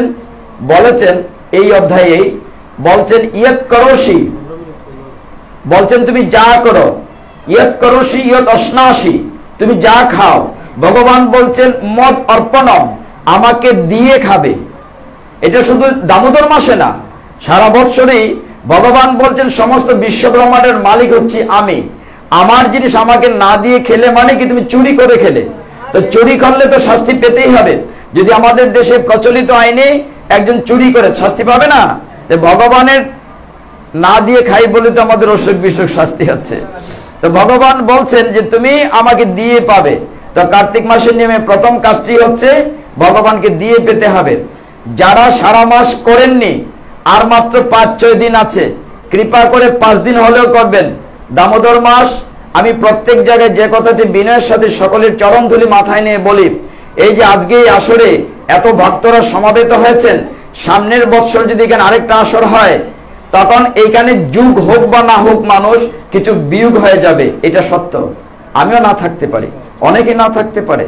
আমি প্রতিদিন একদম স্পষ্ট করে যে কথাটি বলতে চাই, আমরা বড্ড অহংকারী। আমরা একটু ভাবি না যে আমার করার কোনো কিছুই ক্ষমতা নাই, ভগবান করান তাই করি, ভগবান বলান তাই বলি, এটি আমার জীবনের শেষ কথা হতে পারে। আমি যখন দেহ রাখি, আমার স্ত্রী পুত্র কতক্ষণ কান্নাকাটি করবে, পরের দিনই ফটো হয়ে উপরে লটকে যাব, ফাইনাল। সমস্ত একটু ভাবুন তো এই কথাটা কেমন লাগে চিন্তা করতে আপনার। হ্যাঁ, গতবার মাসিমা ছিলেন, মাসিমা এই বৎসর নাই। আমি শ্রদ্ধা করে মাসিমাকে স্মরণ করছি, এই জায়গাটিতে বসে থাকতেন, একদম কাছে থাকতেন, কিংবা এখানে এসে বসে থাকতেন। আজকের আসরে আমরা যারা আছি, আগামী বছর যুগ হোক বা না হোক অনেকেই বিয়োগ হয়ে যাবে। এই যে এখানে বসেছে কিন্তু উঠতে পারবো তার নিশ্চয় আমরা কেউ দিতে পারি না, অথচ অহংকার করি আমি এই করেছি। একটু ভাবুন, যে কথাটা বলছিলাম, চমৎকার বাড়ি করেছেন, পেন্ট করেছেন, ডিজাইন করেছেন, ছেলে মেয়ে বড় হচ্ছে, টুক করে আমার শ্বাস বন্ধ, আমি নাই। সব যে যেখানে আছে সব পড়ে থাকবে, আমি নাই। কেমন লাগে ভাবতে? এত দামি দামি অলংকার কিনছি, এত মেকআপ করছি, এত সুন্দর সুন্দর শাড়ি কিনছি, সব পরে থাকবে যেমনটি আছে, শুধু আমি নাই মাঝখান থেকে। একটু ভাবুন না। কিন্তু এই কথাটা আমরা একবার ভাবি না। শাস্ত্র বলছে মৃত্যুর কথা ভাবতে হবে। মৃত্যু আপনার ক্যাশ আকর্ষণ করে আছে, যে কোনো মুহূর্তে হ্যাঁচকা টান দিয়ে দিতে পারে। বিচার রেডি, সিল মারলেই পাস। দেখুন, আমার করার কিছু ক্ষমতা নেই। আমরা মনে করি আমি করি না, অন্যজন, ভগবান করছেন। আমি কি নিজে নিজে জন্ম নিতে পেরেছি? আমি কি স্বয়ম্ভু? জন্ম দিয়েছেন অন্যজন। আমি কি নিজে নিজে শিক্ষিত হয়েছি? শিক্ষা দিয়েছেন অন্যজন। আমি কি নিজে নিজে চাকরি করেছি? চাকরি দিয়েছেন অন্যজন। যেদিন আমি মারা যাব, সেই দিন আমি নিজে হেঁটে শ্মশানে যেতে পারবো না, আমাকে কাঁধে করে নিয়ে যাবে অন্যজন। আমার কি ক্ষমতা আছে? মানে এই কথাগুলো যখন চিন্তা করে শিহরিত হয়। এত বড় প্রতাপশালী রাজা, মন্ত্রী, এমপি, যাই হোক, কত পাওয়ারফুল, এসি গাড়ি ছাড়া চলে না, যেদিন সেও দেহ রাখবে, নিজে হেঁটে শ্মশানে যেতে পারবে না, তাকে কাঁধে করে নিয়ে যাবে অন্যজন। একটু ভাবি না, এই ভাববার সময় এসছে। তো পবিত্র দামোদর মাসে সন্ধ্যাবেলা, এটা সকালের কাজ, নিরামিষ আহার করলেন, ভগবানকে দিয়ে প্রসাদ পেলেন। আর প্রসাদ নিয়ে আমরা বহুদিন একটি উদাহরণ দেই, দ্বিতীয় জায়গায় আনতে পারি না। গীতায় ভগবান বলছেন তুমি যা করো, যা খাও, আমাকে নিবেদন করে খাবে। কিন্তু আমরা সবসময় সেটা মানি না। মনে করেন এই দিদির বাসায় খুব ফার্স্ট ক্লাস খিচুড়ি রান্না হলো, ফুলকপি টমেটো ঘি দিয়ে, ভগবানের জন্য না, আমাদেরকে নিমন্ত্রণ করলেন, আজকে যাব না, আমি বললাম আর কি, ভয় পাওয়ার কিছু নাই। আমাদেরকে সরকারি বলে যে আমার বাসা দিদি বলছেন খাওয়াইলে ভালো। আচ্ছা আচ্ছা, এটা একটা উদাহরণ দিচ্ছে, ভয় পাওয়ার কিছু নাই। যে আপনার বাসায় স্পেশালি আমার সম্ভব মামনি আসলো, সবাই মিলে, ভগবানের জন্য না, আমাদের জন্য, মানে ফুলকপি টমেটোতে ঘি দিয়ে খিচুড়ি রান্না করে রেখে থাকেন, আমরা হয়তো নাও যেতে পারি। আর উৎসবের পরে অষ্টপ্রহর 16 পর 32 পরের পরে খিচুড়ি রান্না হলো, পাতলা, বুটের ডাল ছাইয়া রয়েছে, আলো সিদ্ধ হয়েছে না, হ্যাঁ, মিষ্টি কুমড়া বড় বড় চাক্কা, পাতলা প্লেট হইলে গরম ফু দিয়া সুরুত করে খাইতেছ। এই ঘরেরটা স্বাদ না উৎসবেরটা স্বাদ? কেন? এটার মধ্যে ঘিও দিয়েছেন না, ফুলকপিও না। এইটাই হচ্ছে ভগবানের প্রসাদ। ওই কথাটা এর চেয়ে সুজা উদাহরণ আর কিতাব হইতাম কোন। এরপরও ভগবানের না দিয়ে খাই, ভগবানকে দিয়ে খাইলে এটা কমে না, বাড়ে, স্বাদ বাড়ে, অটোমেটিক্যালি বাড়ে। তবে ভগবানকে দিয়ে খাবার আবার কেউ কেউ চিন্তা করেন ভগবান যদি খেয়ে ফেলতো সবটা দিতাম কিনা। সেদিন বলেছিলাম যে গনে গনে যদি 10টা লাড্ডু গোপালকে বা 10টা মিষ্টি দেই, গোপাল যদি 4-5টা খেয়ে ফেলতো, আগে আগে নিজের জন্য নিজের নাতির জন্য 2টা রেখে দিতাম, ঠিক কিনা? দিতাম না, সন্দেহ আছে, নিশ্চয়ই দিতাম না। ভগবান যদি কে কমিয়ে ফেলতো সবটা দিতাম কি? দিতাম না। নিজেরটা না রাখে অন্তত বাচ্চারটা বা নাতিরটা রেখে তারপর দিতাম। ভাগ্যিস ভগবানে খায় না, প্রত্যক্ষ দেখি না। ভগবান কি খায়? গীতায় কি বলেছেন 26 নম্বর শ্লোকে? পত্রং পুষ্পং ফলং, তো পরের লাইনটা কি? ইউমে ভক্তা প্রযচ্ছতি। ভগবান বলছে ভক্তি উপরিত স্নামি, আমি তোমার রসগোল্লাটা খাই না, ওইটাতে কতটুকু ভক্তি আছে ওইটা আমি খাই। তোমার ভক্তিটা আমি খাই, তোমার রসগোল্লাটা আমি কাঙ্গাল না। আমি বিশ্ব ব্রহ্মাণ্ডের মালিক, আমার কি কম আছে? তাহলে তোমার এটা খাই না, তো তুমি এটাতে কতটুকু ভাব আছে, কতটুকু ভক্তি আছে, ওইটুকুন খাই। যে দেখেন কি অবাক কাণ্ড, যে আলু সবজি সিদ্ধই হয় না সেই খিচুড়ি স্বাদ প্রসাদের, আর ঘরেরটা স্বাদ না, কত তফাৎ হয়ে যায়। শুধুমাত্র ভগবানকে নিবেদন করে। আর সন্ধ্যাবেলা কি করে? দুপুর গেল, সকাল গেল, নিয়ম মানে সন্ধ্যাবেলা দীপদান। দীপদান নিয়ে অনেক কাহিনী আছে। আমরা ইঁদুরের গল্প বলেছি, ছোট্ট একটা গল্প বলে শেষে 15 মিনিট আপনাদেরকে নিয়ে যাব ত্রেতা যুগে। তো যা হোক, দীপদানের অনেক মাহাত্ম্য আছে আমাদের মাহাত্ম্য গ্রন্থে, দামোদর মাহাত্ম্য গ্রন্থে। তো একবার দেবদত্ত নামে এক ব্রাহ্মণ, তিনি প্রতিদিন দীপদান করতেন ভগবানকে। একদিন সন্ধ্যাবেলা তিনি গিয়েছেন দীপদানের জন্য, এমন সময় তাকে একটা রাক্ষসী অ্যাটাক করেছিল। মনে আছে? সেই এই পাত্র যেখানের মধ্যে তুলসী জল ছিল, দীপ ছিল, সে যাবে, ভয় পেয়ে সে কি করেছে? ওই তুলসী জল তার উপরে ছিটে মেরেছে, থালাটায় ছড়ে মেরেছে ভয় পেয়ে। তার তো কিছু নাই, হাতে অস্ত্র নাই। সাথে সাথে বিশাল মানে রাক্ষসী পিশাচটি মানবী দেহ ধারণ করেছে। ধারণ করে বলছে, তুমি কত বড় পুণ্যবান, দামোদর ব্রত করছো, দীপ দিচ্ছ, এই কারণে আমি দেহটা ফিরে পেয়েছি। এবং বলছে আমার পূর্বজন্মের কথা মনে হচ্ছে, সব মনে আছে। তখন দেবদত্ত ব্রাহ্মণ বললেন যে তুমি পূর্বজন্মে কি করেছিলে, কি ছিলে বলো আমাকে। তখন পিশাচি বলছে, পূর্বজন্মে আমি খুব খারাপ একজন মহিলা ছিলাম, আমার নাম ছিল কলহ। কি নাম ছিল? কলহ। আর আমি আমার স্বামীর সাথে খুব খারাপ ব্যবহার করতাম। কেমন? যে স্বামী বাজার হাট করে যা নিয়ে আসতো, আমি রান্না করে একা একা খেতাম, আমার স্বামীকে দিতাম না। কখনো কখনো রান্না করে কড়াইয়ের মধ্যে টেস্ট করে ওইটাতে খেয়ে ফেলতাম। যখন এরকম স্বামীর সাথে খারাপ, কলহ নামটাই তো ঝগড়া, তো এরকম করতাম। তখন এই দেবদত্ত জিজ্ঞাসা করলেন আর কি করতে? তো তুমি এরকম পিশাচ রাক্ষসী হলে কি করে? সে বলছে যে দেখো, আমি যখন এরকম স্বামীর সাথে দুর্ব্যবহার করতাম, তিনি বলতেন না, খুব ভালো মানুষ ছিলেন, নিরিবিলি থাকতেন, অত্যাচার সহ্য করতে না খেতে পেয়ে তিনি আরেকটি বিয়ে করেছিলেন। আরেকটি বিয়ে করে যখন আরেকটি বউ নিয়ে ঘরে এসছেন, আমি আর মাথা ঠিক রাখতে পারলাম না, আমি তখন নিজে নিজে বিষকে আত্মহত্যা করলাম। এই কারণে যখন আমার সূক্ষ্ম দেহটি বিচারালয় জমালয়ে নিয়ে যাওয়া হলো, যমরাজার বাড়ির নাম কি? সংযমনীপুরী। জমালয় না, এটা শুদ্ধ নাম আছে, সংযমনীপুরী। ওইখানে যখন নিয়ে যাওয়া হলো, তখন চিত্রগুপ্ত বলছে দেখো ওই মহিলা সারা জীবন কি করেছে। দেখলো কোনো ভালো কাজ করে নাই, এবং বিশেষ করে 3টি কাজ খুব খারাপ করেছে। সে নিজে নিজে খেয়ে ফেলতো, ওর জন্য তাকে শুকর জুনিতে জন্ম নিতে হবে। সে 20টা বক্ষণ করে 100 বৎসর কাটাবে। আর ওই কড়াইয়ের মধ্যে যে খেত, যেখানে রান্না করতো সেখানেই খেত। এই কারণে তাকে বিড়াল জুনিতে জন্ম নিতে হবে। বিড়াল যেমন নিজের বাচ্চা ভক্ষণ করে, তার ওই জুনিতে থাকতে হবে আরো 100 বৎসর। আর আত্মহত্যা মহাপাপ, সে যে আত্মহত্যা করেছে এই জন্য তাকে পিশাচ জুনিতে রাক্ষসী হয়ে জীবন কাটাতে হবে। এই কারণে আমার 3টা জন্মের মধ্যে প্রথমটাই চলছে। হে হে দেবজন, মানে দেবদত্তকে বলছে, আপনি তো জীবনে কোনো পুণ্য করে থাকেন, কিছুটা পুণ্য আমাকে দেন, আমার এই কষ্টের জীবন ভালো লাগছে। তখন বলছে তুমি আর কি করেছো? বলছে আমি 2 বণিকের দেহে প্রবেশ করেছিলাম, ওই যে ফেরত মানুষের দেহে ঢুকে পিশাচ ঢুকেছিলাম, কিন্তু এই ত্রিবেণী সঙ্গমে গিয়ে ওইখানে ঠাকুর পুরোহিত আমাকে বুঝতে পারলো আমি বণিকের দেহে ঢুকেছে, সেইখানে আমার থাকতে দেয় নাই। ভাবলাম বণিকের দেহে ঢুকলে যদি কিছু খাবার টাবার পাই, সেখান থেকে তাড়িয়ে দিয়েছে। আমি খুব ক্ষুধার্ত, আমি তোমাকে খেতে চাই, তোমাকে খাওয়ার জন্য এসছি, এখন তুমি আমাকে বাঁচাও, নইলে আমি তোমাকে খেয়ে ফেলবো। তখন দেবদত্ত চিন্তা করলেন, আমি তো বৎসর ভরেই এই দামোদর ব্রত পালন করি, দীপদান করি, আমি জানি না আমার কি পুণ্যি আছে। যদি কিছুটা পুণ্যি থাকে, হে কলহ, আমার এই দীপদানের দামোদর ব্রতের অর্ধেকটা পুণ্য ফল আমি তোমাকে দিলাম। যে অর্ধেকটা পুণ্য ফল দিলেন, সাথে সাথে ওই পিশাচ দেহ থেকে দিব্য দেহ ধারণ করলো। এত দিব্য দেহ ধারণ করলো, সাথে সাথে একেবারে পুষ্পক রথ ভগবানের বাড়ি থেকে চলে আসলো, এবং সেখানে ভগবানের যারা ছিলেন তারা একেবারে সুন্দরভাবে তাকে দিব্য রথে করে সরাসরি কলহকে সমস্ত পাপ মাফ হয়ে গেল।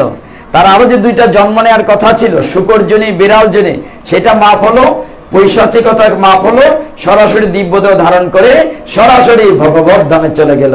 হরি বল।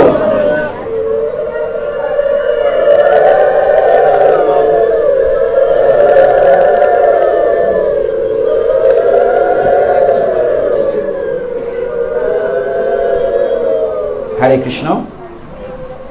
এইবার আমরা একটু ত্রেতা যুগে যাব কিছুক্ষণের জন্য, 15 মিনিটের জন্য, তারপর আমি শেষ করে দেব। খুব মন দিয়ে খেয়াল করবেন, ভগবানকে ভক্ত কিভাবে ভালোবাসে, ভগবান কি করে ভক্তের প্রতি তার কৃপা করেন, এই কথাগুলো ত্রেতা যুগের একটি সত্য কাহিনী আছে। ভগবান রামচন্দ্র রাজা দশরথের সন্তান, আমরা জানি কিনা? সবাই জানি। রাজা দশরথ তো নিঃসন্তান ছিলেন, পরপর 3টা বিয়ে করেছিলেন, কৌশল্যা, কৈকেয়ী, সুমিত্রা।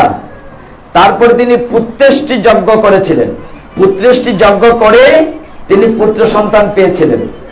ভগবান রামচন্দ্র পিতৃসত্য পালনের জন্য 14 বছরের জন্য বনবাসে গেছেন, সেটা আপনারা জানেন। এর পরের জায়গাটি আমরা একটু মনোযোগী হই, উঠবস না করি। ভগবান রামচন্দ্র যখন বনবাসে যাচ্ছেন, প্রথম দিন রাজ্য সীমানা রাজা ভরত বলছি, পরে রাজা না, তিনি ভরত বলি, কৈকেয়ীর ছেলে সহ সকলেই এগিয়ে দিলেন যমুনা নদীর তীর পর্যন্ত। এগিয়ে দিয়ে আরো দূর গিয়েছিলেন, কিন্তু রামচন্দ্র ফিরে আসেন নাই। তিনি বলছেন, না, আমার বাবার সত্য প্রতিপালনে আমি বনবাসে যাব। রামচন্দ্র না পিতৃ পালনে গিয়েছিলেন, প্রতিজ্ঞা পালনে।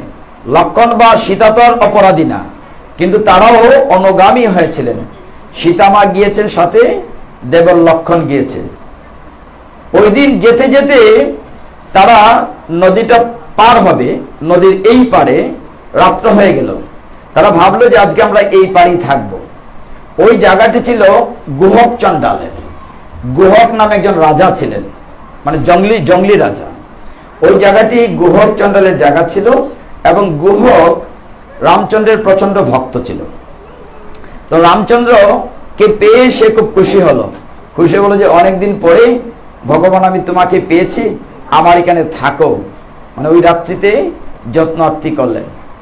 সেই আসরে রাত্রিবেলা ভগবান রামচন্দ্র, লক্ষ্মণ, সীতা দেবী আছেন, আর অনেক ভক্তরা সেখানে বসলেন। ভগবান রামচন্দ্রের গুণগাথা আলোচনা হচ্ছে। ওই আসরের ভিতরে একজন মাঝি বসা ছিল। মাঝির নাম ছিল কিবট মাঝি।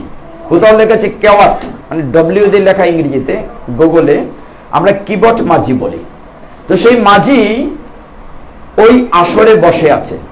সেও ভগবান রামচন্দ্রের অনেক গুণগাথা শুনেছে। গুণগাথা শুনে রামচন্দ্রকে সে ভালোবেসে ফেলেছে, মানে ভগবানের প্রতি তার শ্রদ্ধা, ভক্তি, ভালোবাসা আছে। সে রাত্রিবেলায় ওই গুহককে, মানে ওই গুহক চণ্ডাল বা রাজা যাই বলি, সে রাজাকে গিয়ে বলছে, হে গুহক, তোমার কাছে একটি প্রার্থনা আছে। বলি, কি প্রার্থনা? যে কালকে সকালে যখন ভগবান রামচন্দ্র নদী পার হবেন, এই নদীতে অনেক সুন্দর সুন্দর নৌকা আছে। আমি তো গরিব মানুষ, আমারও একটি ভাঙ্গা নৌকা আছে। আমি ভগবান রামচন্দ্রকে এতটাই ভালোবেসে ফেলেছি যে আমার ইচ্ছে হচ্ছে যে ভগবান যেন আমার নৌকাতে চড়ে নদীটি পার হন। কি করতে হবে? বলছেন যে, দেখো গুহক রাজন, তুমি অন্য নৌকাগুলো ঘাট থেকে সরিয়ে দাও, শুধুমাত্র আমার নৌকাটা যেন থাকে।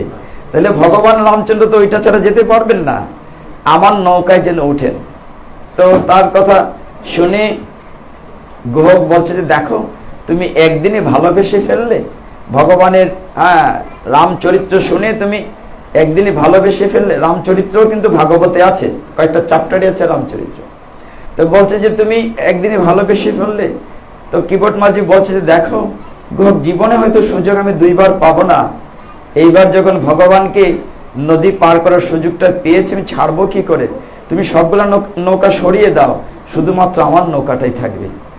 যেই কথা সেই কাজ। এই ভক্তগণ, পরদিন সকাল হয়েছে, ভগবান রামচন্দ্র সীতা লক্ষ্মণকে নিয়ে নদীর ঘাটে এসছেন।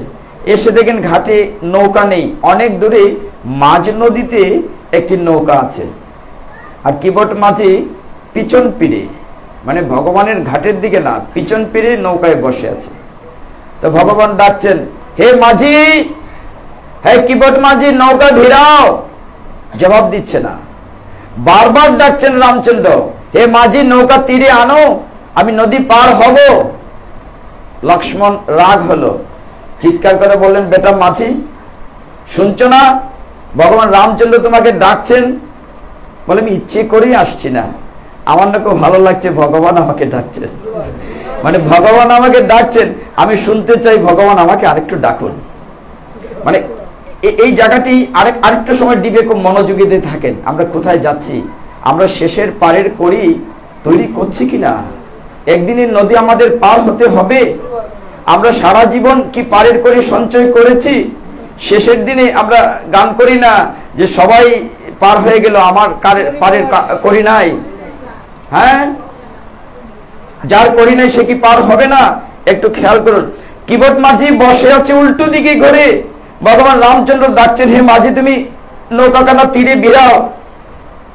লক্ষ্মণ রাগ করে বলছে, তুমি শুনতে পাচ্ছ না বেটা, ভগবান তোমাকে ডাকছেন। বলছে, আমি তো ইচ্ছে করেই আসিনি, আমি চাই ভগবান আরেকবার আমাকে ডাকুন। যখন তীরে নৌকাখানা ভিড়ালো, এখন নৌকাতে উঠবেন কি করে? উঠবেন কি করে? এখন বলা হচ্ছে যে ভগবানের না উঠলেন, কিন্তু সীতামা উঠবেন কি করে? তখন মাঝি বলল, আমি একটি চড়াট, মানে একটা তক্তা ফেলে দিয়ে সে দিয়ে উঠবেন। যখন উঠতে যাবেন, তখন বলছে কিবোর্ড মাঝি, আমি শুনেছি হে ভগবান, আপনার পায়ের রেণু, মানে চরণ ধুলো লাগলে নাকি পাথর হয়ে যায়। হ্যাঁ, পাথর হয়ে যায়। আমি গরিব মানুষ, আমার এই একটাই নৌকা মাত্র ভাঙ্গা, যদি তোমার চরণ ধুলোতে নৌকাখানি পাথর হয়ে যায়, তাহলে আমি কি করে জীবিকা নির্বাহ করবো? আমার যে বাঁচার আর কোনো অবলম্বন থাকবে না। ভগবান, আমি তোমার চরণখানা ধুইয়ে দেই, যাতে করে তোমার ধুলা আমার নৌকাতে না পড়ে। মানে কতটুকু বুদ্ধি করে চরণ ধোয়ার একটা ফন্দি করেছে। বলছে, ভগবান ওঠো, তুমি তো উঠতে পারবে না, মানে একদম এরকম করে তক্তা লাগানো আছে, তুমি আমার মাথায় হাত দিয়ে উঠো। মানে তার মাথায় ভগবান বলছে হাত দিয়ে উঠো। যে তক্তার উপরে উঠেছে, সে নদীর জল দিয়ে ধোয়ার জন্য লক্ষ্মণ বলছে ভগবান, সারা জীবন তো নদীর জল দিয়ে তোমার চরণ ধোয়া হলো, আজকে আমি একটু নয়ন বাড়ি দিয়ে তোমার চরণ দোকানে ধুই। আমি তো জীবনে কিচ্ছুটি দিতে পারিনি ভগবান তোমাকে, আমি অন্তত আমার নয়ন বাড়ি দিয়ে তোমার রাতুল চরণ দোকানে ধুয়ে দেই। কিবোর্ড মাঝি কাঁদছে, হাও হাও করে কাঁদছে। তার নয়ন বাড়ি ভগবানের রামচন্দ্রের চরণে টপ টপ করে পড়ছে। এক এক করে ভগবান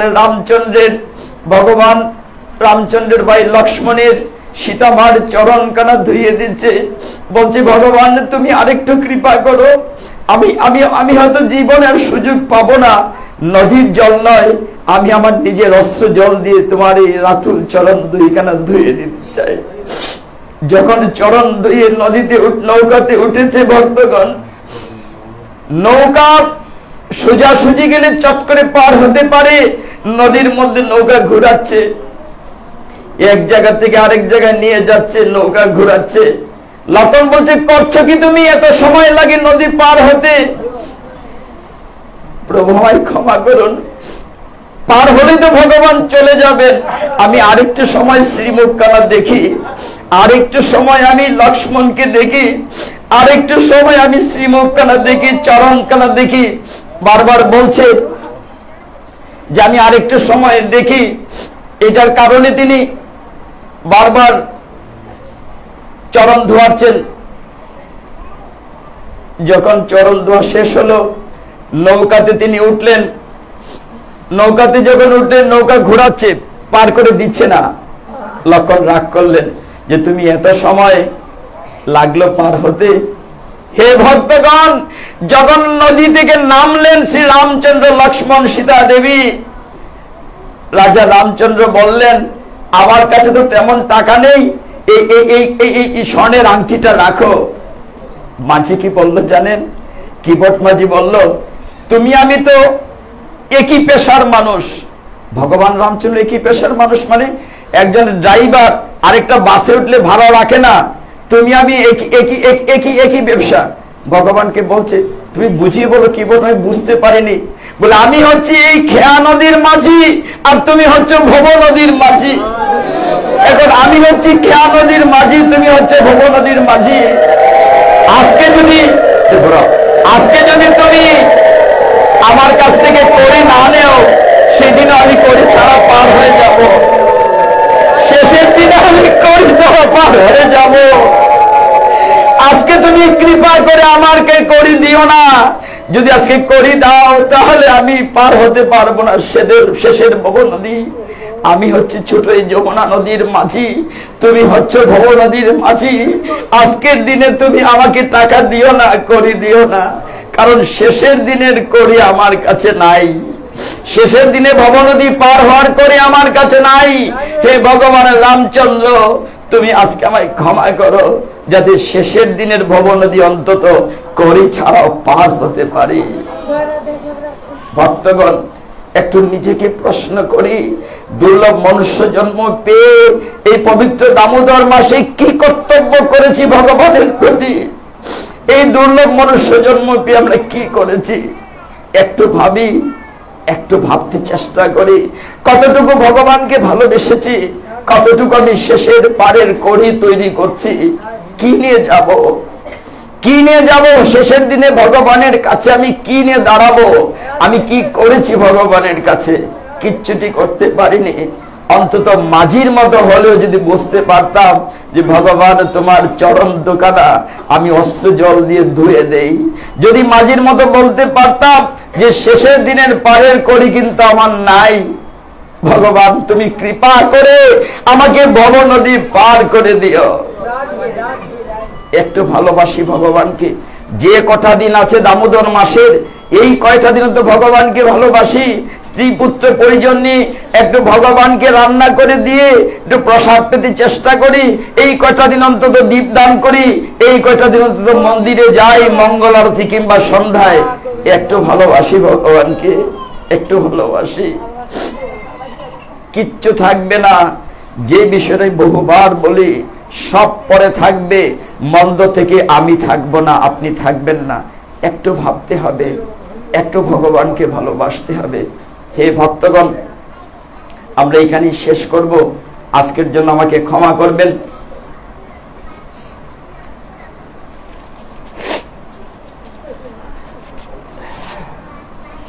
ভগবান এই পবিত্র দামোদর মাস সুযোগ দিয়েছেন। এই মাসটি যেহেতু ডিসকাউন্টের মাস, ভগবান সুযোগ দিয়েছেন যে এই মাসে ভগবানকে বেশি ভালোবাসার সুযোগ। আপনি যা করবেন তার 1000 গুণ হয়ে বৃদ্ধি করে দেবেন ভগবান। এই সুযোগটা যদি আমরা না নেই, কোন জন্মে সুযোগ নেব? দুর্লভ মনুষ্য জন্ম পেয়েছি, জন্মটা আমরা পাবো না। আমরা অনেকটা পথ এগিয়ে এসেছি। এই জায়গাটি যদি কাজে লাগাই তবেই হয়তো আমরা ভগবত ধামে ফিরে যেতে পারবো, জন্ম মৃত্যুর চক্র থেকে মুক্ত পাবো। ভগবান বলছেন, পুনরপি জনম পুনরপি মরণ পুনরপি জননী জঠরে শয়ন। কেউ থাকবে না, জন্ম মৃত্যুর চক্রে শুধু ঘুরপাক খাবো। প্রত্যেকের ঘরের দিয়ে তাকিয়ে দেখেন, গত বছর অমুক ছিল, এবার অমুক নাই। এখানে মাসি নাই, মলিক ভাইয়ের দাদা নাই, মানে কেউ না কেউ নাই। এটি সত্য। জাতস্য ধ্রুবং মৃত্যুর ধ্রুবং জন্ম মৃত্যুস্য চ।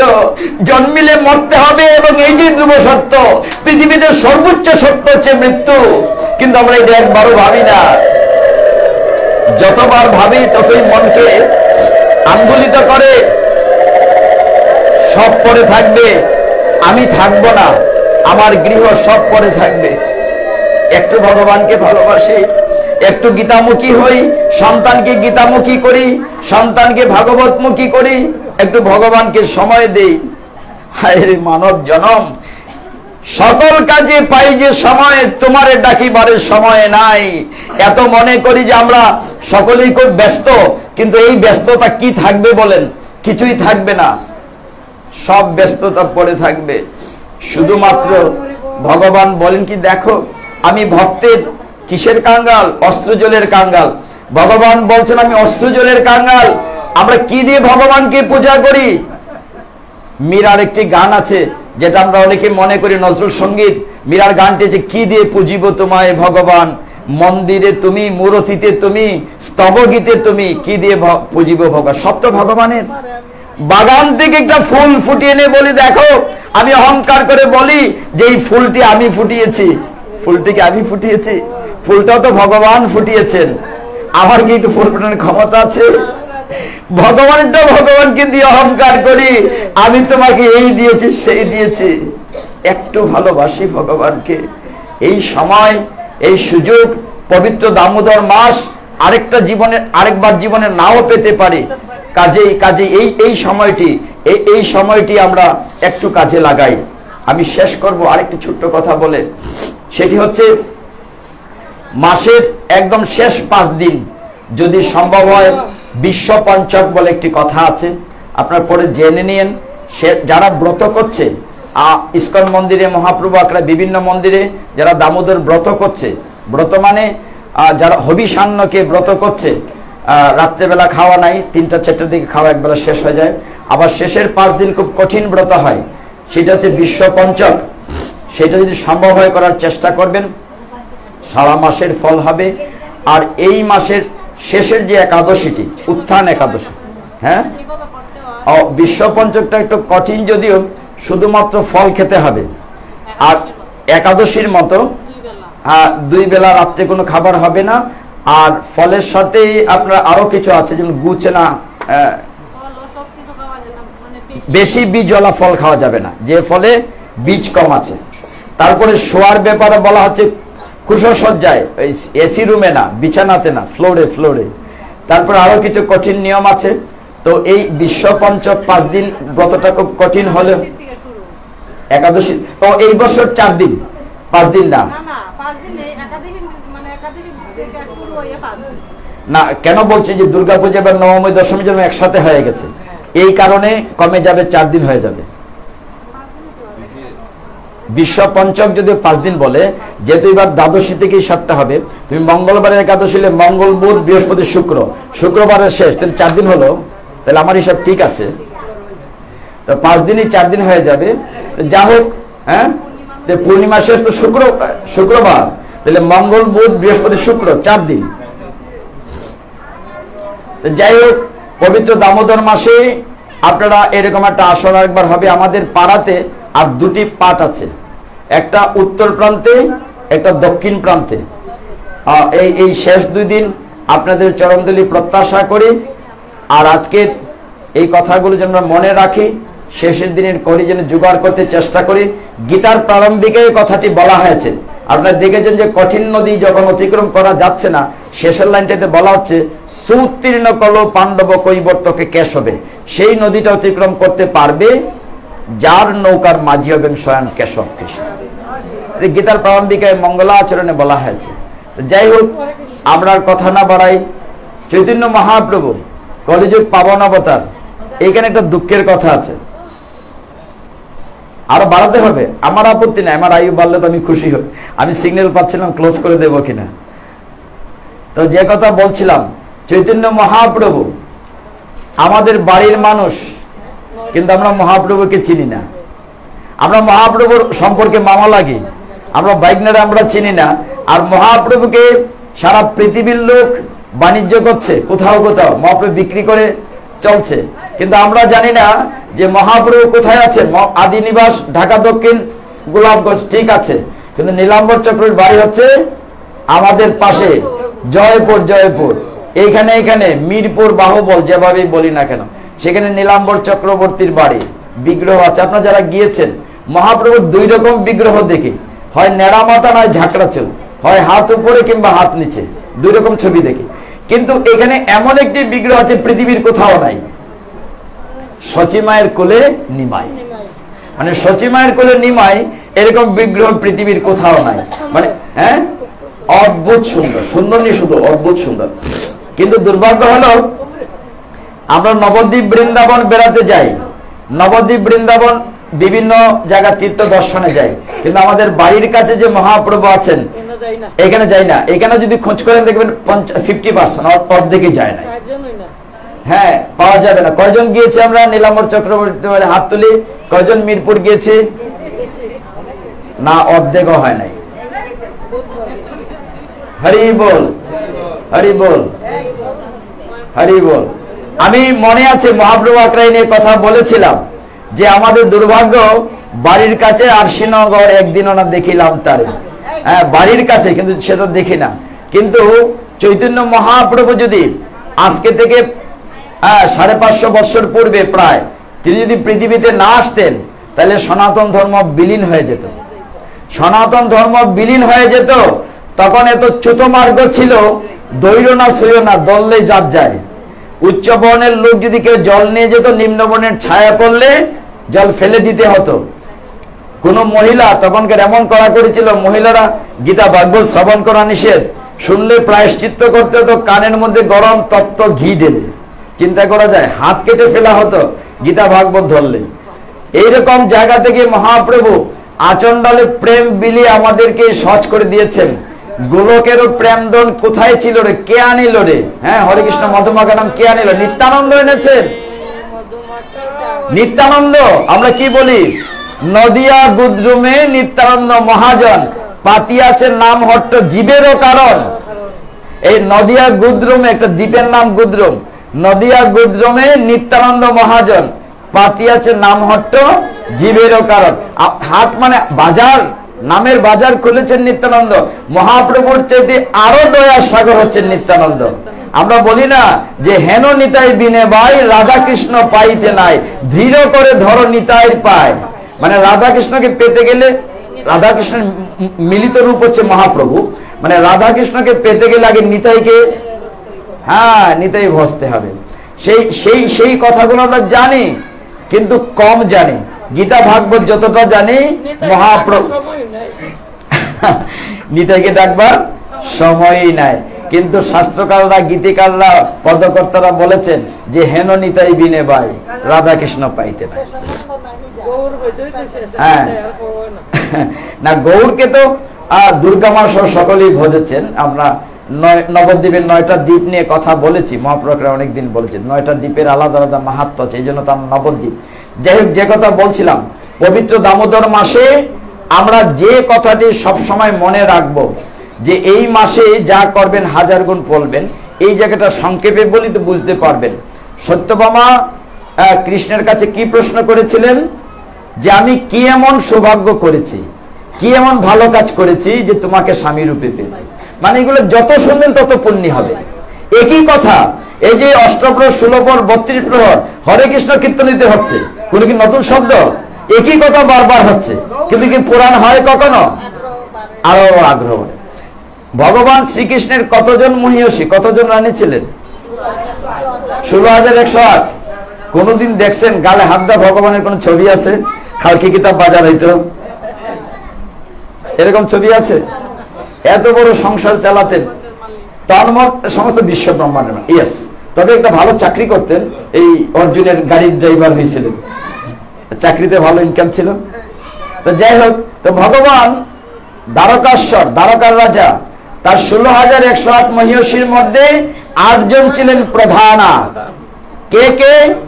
রুক্মিণী দেবী, সত্যভামা, জাম্বুবতী, নগ্নজিতি, মাদ্রী, লক্ষ্মণা, না, তারপরে হচ্ছে আরেকটা নাম চমৎকার, রোহিণী। রোহিণী এক স্ত্রীর নাম ছিল। যা হোক, রুক্মিণী দেবী, রুক্মিণী হচ্ছে লক্ষ্মী দেবীর রূপ। তো সত্যভামা প্রশ্ন করেছিলেন কৃষ্ণকে। আমরা যেটা আলোচনা করি, যেহেতু আমাকে 20 মিনিট বাড়িয়ে দেওয়া হয়েছে, তো বলা হচ্ছে রুক্মিণী দেবী কৃষ্ণকে প্রশ্ন করেছেন, আমি পূর্বজন্মে কি এমন পুণ্য করেছি যার ফলে ভগবান তোমাকে আমি স্বামী রূপে পেয়েছি। এটা উত্তরটা অনেক লম্বা, কিন্তু ছোট করে বলি এই অল্প সময়ের ভিতরে। ভগবান বলছেন যে সত্যযুগের শেষ পর্যায়ে, মানে কৃষ্ণ দ্বারকার রাজা সত্যভামাকে বলছেন যে সত্যযুগের শেষ ভাগে একজন ব্রাহ্মণ পরিবার ছিলেন যিনি অত্যন্ত ভগবতমুখী, ভগবানের সেবা পূজা করেন। তার নাম ছিল দেবশর্মা। কি নাম বলছি?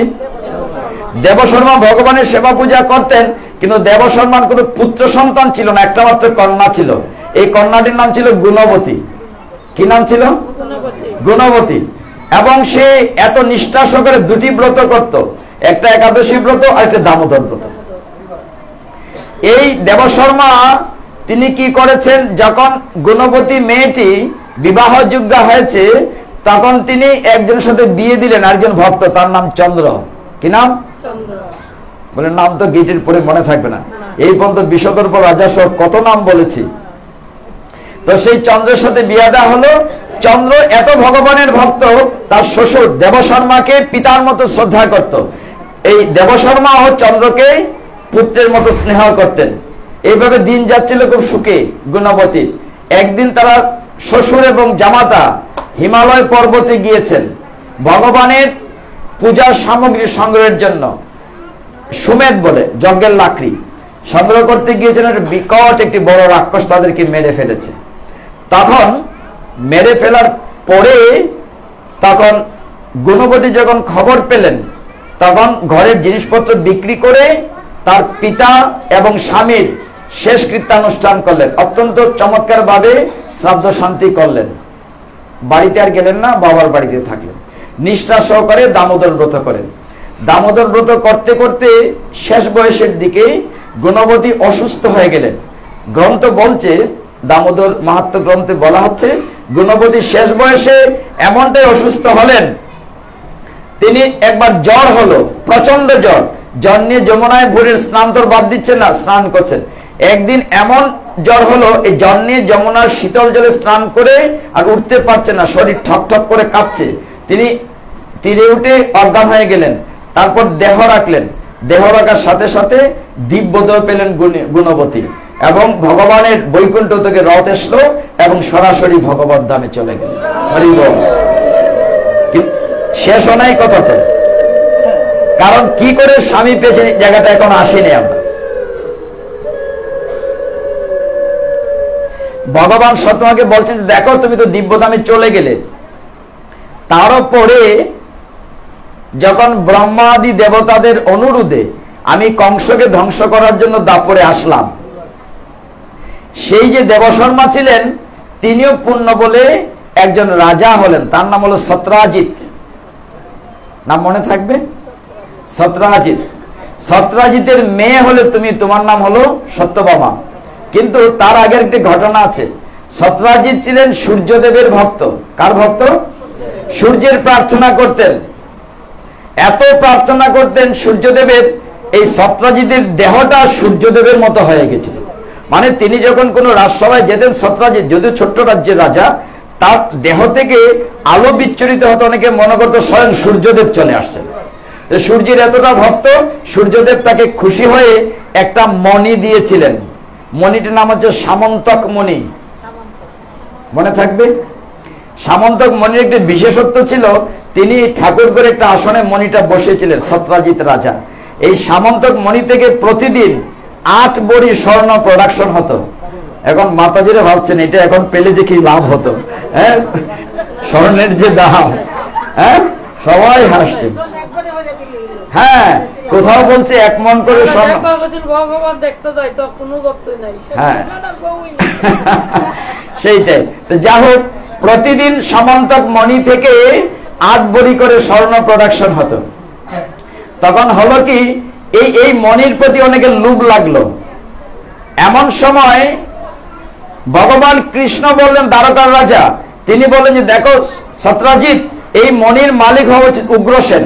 কারণ তখন কংস মারা যাওয়ার পরে উগ্রসেন মথুরার রাজা হয়েছে। এটা মথুরার অধীনস্থ একটা ছোট রাজ্য, ওইটা দিয়ে দাও। তিনি দিলেন না। কিছুদিন পরের ঘটনাটা দেখেন, কৃষ্ণ নিতে চেয়েছিলেন কিন্তু সত্রাজিৎ দেয় নাই। তারপরের ঘটনাটি হলো কি, এই সত্রাজিতের ভাই ছিল একজন, ভাইয়ের নাম হচ্ছে প্রসূন। এত নাম মনে রাখা দরকার নাই।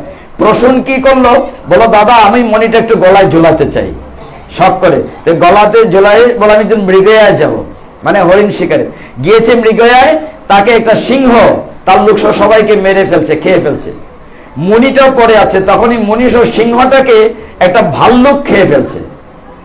এখন কৃষ্ণর সম্পর্কে চারদিকে মন্দ কথা ছড়ালো সত্রাজিৎ, যে আমার ভাইকে মেরে নিশ্চয়ই কৃষ্ণই মণিটা চুরি করেছে। এখন এই কলঙ্ক তো মোচন করতে হবে। কৃষ্ণ তার কিছু লোকজন নিয়ে বলেন চলো আমরা খুঁজি। প্রসূন গিয়েছে আমি জানি, আমরা যাই প্রসূনের খুঁজে। যখন ভগবান প্রসূনের খুঁজে লোক লক্ষণ নিয়ে গেলেন, যেতে যেতে গিয়ে দেখলেন পাহাড়ের মধ্যে সিংহের কিছু হাড়গোড় পড়ে আছে, পদচিহ্ন দেখলেন যে এখানে হয়তো প্রসূন মারা গিয়েছে, এই অবস্থা। তিনি পদচিহ্ন দেখলেন যে ভালুকের চিহ্ন, বড় একটা পাহাড় গুহা, তার সাথে যে লোকজন ছিল তাদের তোমরা বাইরে দাঁড়াও। ভগবান বলে আমি গুহার ভিতরে ঢুকে দেখি কি আছে। তো লোকজন দাঁড়িয়ে থাকলো। ভগবান গুহার ভিতরে গেলেন, একদিন দুই, এত রাস্তা যাচ্ছেন, অনেক বড় সুড়ঙ্গ। বাইরের লোকজন দাঁড়াতে দাঁড়াতে 12 দিন কৃষ্ণ যেন অপেক্ষা করে দ্বারকায় ফিরে আসলো, এসে বলে আমাদের কৃষ্ণ আর নাই, মানে যে গিয়েছে আর ফেরত আসছে না। এইদিকে ভগবান দ্বারকেশ্বর গুহার ভিতরে ঢুকে দেখলেন শেষ মাথায় গিয়ে যে কতগুলো ভালুক ছানা শিশুরা ওই মণিটা নিয়ে খেলা করছে। কি মণি বলেছে, মণির নাম বলেছে কি, সামন্তক মণি। তো ওই মণিটা তিনি যে আনতে গেলেন বাচ্চাদের কাছে, বাচ্চা চিৎকার করে উঠলো। এমন সময় বিরাট একটি ভাল্লুক জাম্বুবান সে তার সামনে আসলো। ভগবানের সাথে তার ফাইট হলো। 58 ডেজ, অনেক দিন যুদ্ধ হলো, খালি হাতে বক্সিং, কেলাকেলি, অনেক মারামারি হলো। সেও হারছে না, কৃষ্ণকে হারছে না। তখন জাম্বুবান হঠাৎ দেখে ভগবান যখন তাকে আঘাত করছেন যে কৃষ্ণের চেহারাটার মধ্যে রামচন্দ্রের চেহারা মিলে যাচ্ছে, দুইটা চেহারা মিলে যাচ্ছে। তখন জাম্বুবানের হঠাৎ খেয়াল হলো আমি কেন তোমাকে হারাতে পারছি না, তুমি কি সেই ত্রেতা যুগের রামচন্দ্র? আমি তোমাকে যুদ্ধে সীতামাগোদ্ধারে সাহায্য করেছি, আমি সেই জাম্বুবান।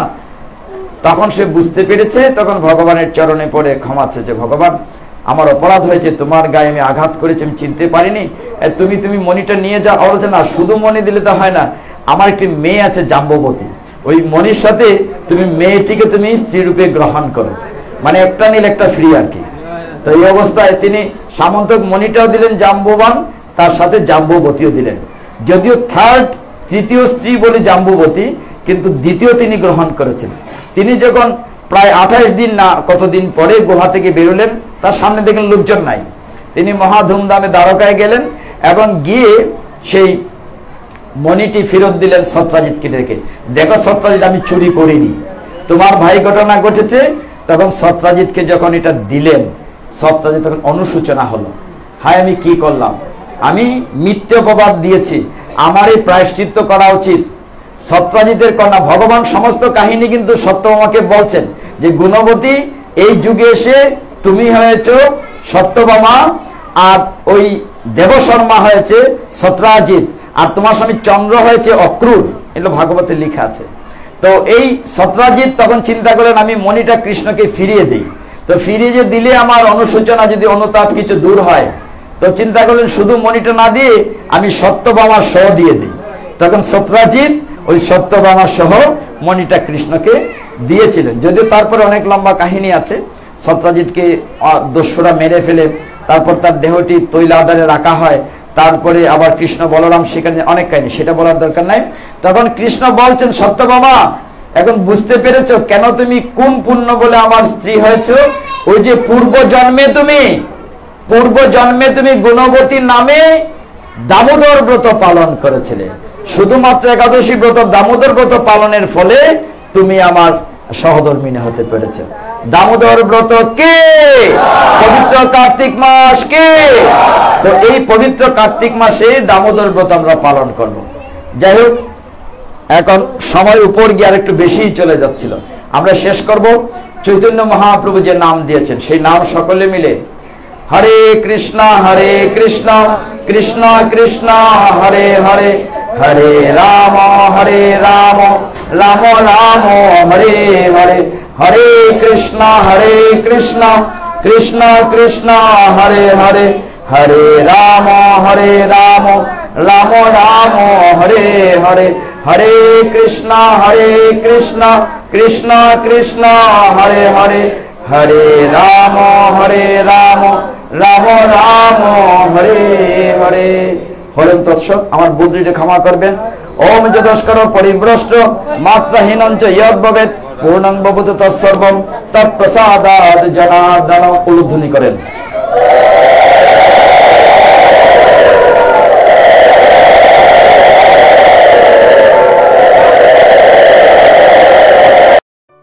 Subscribe to our YouTube channel.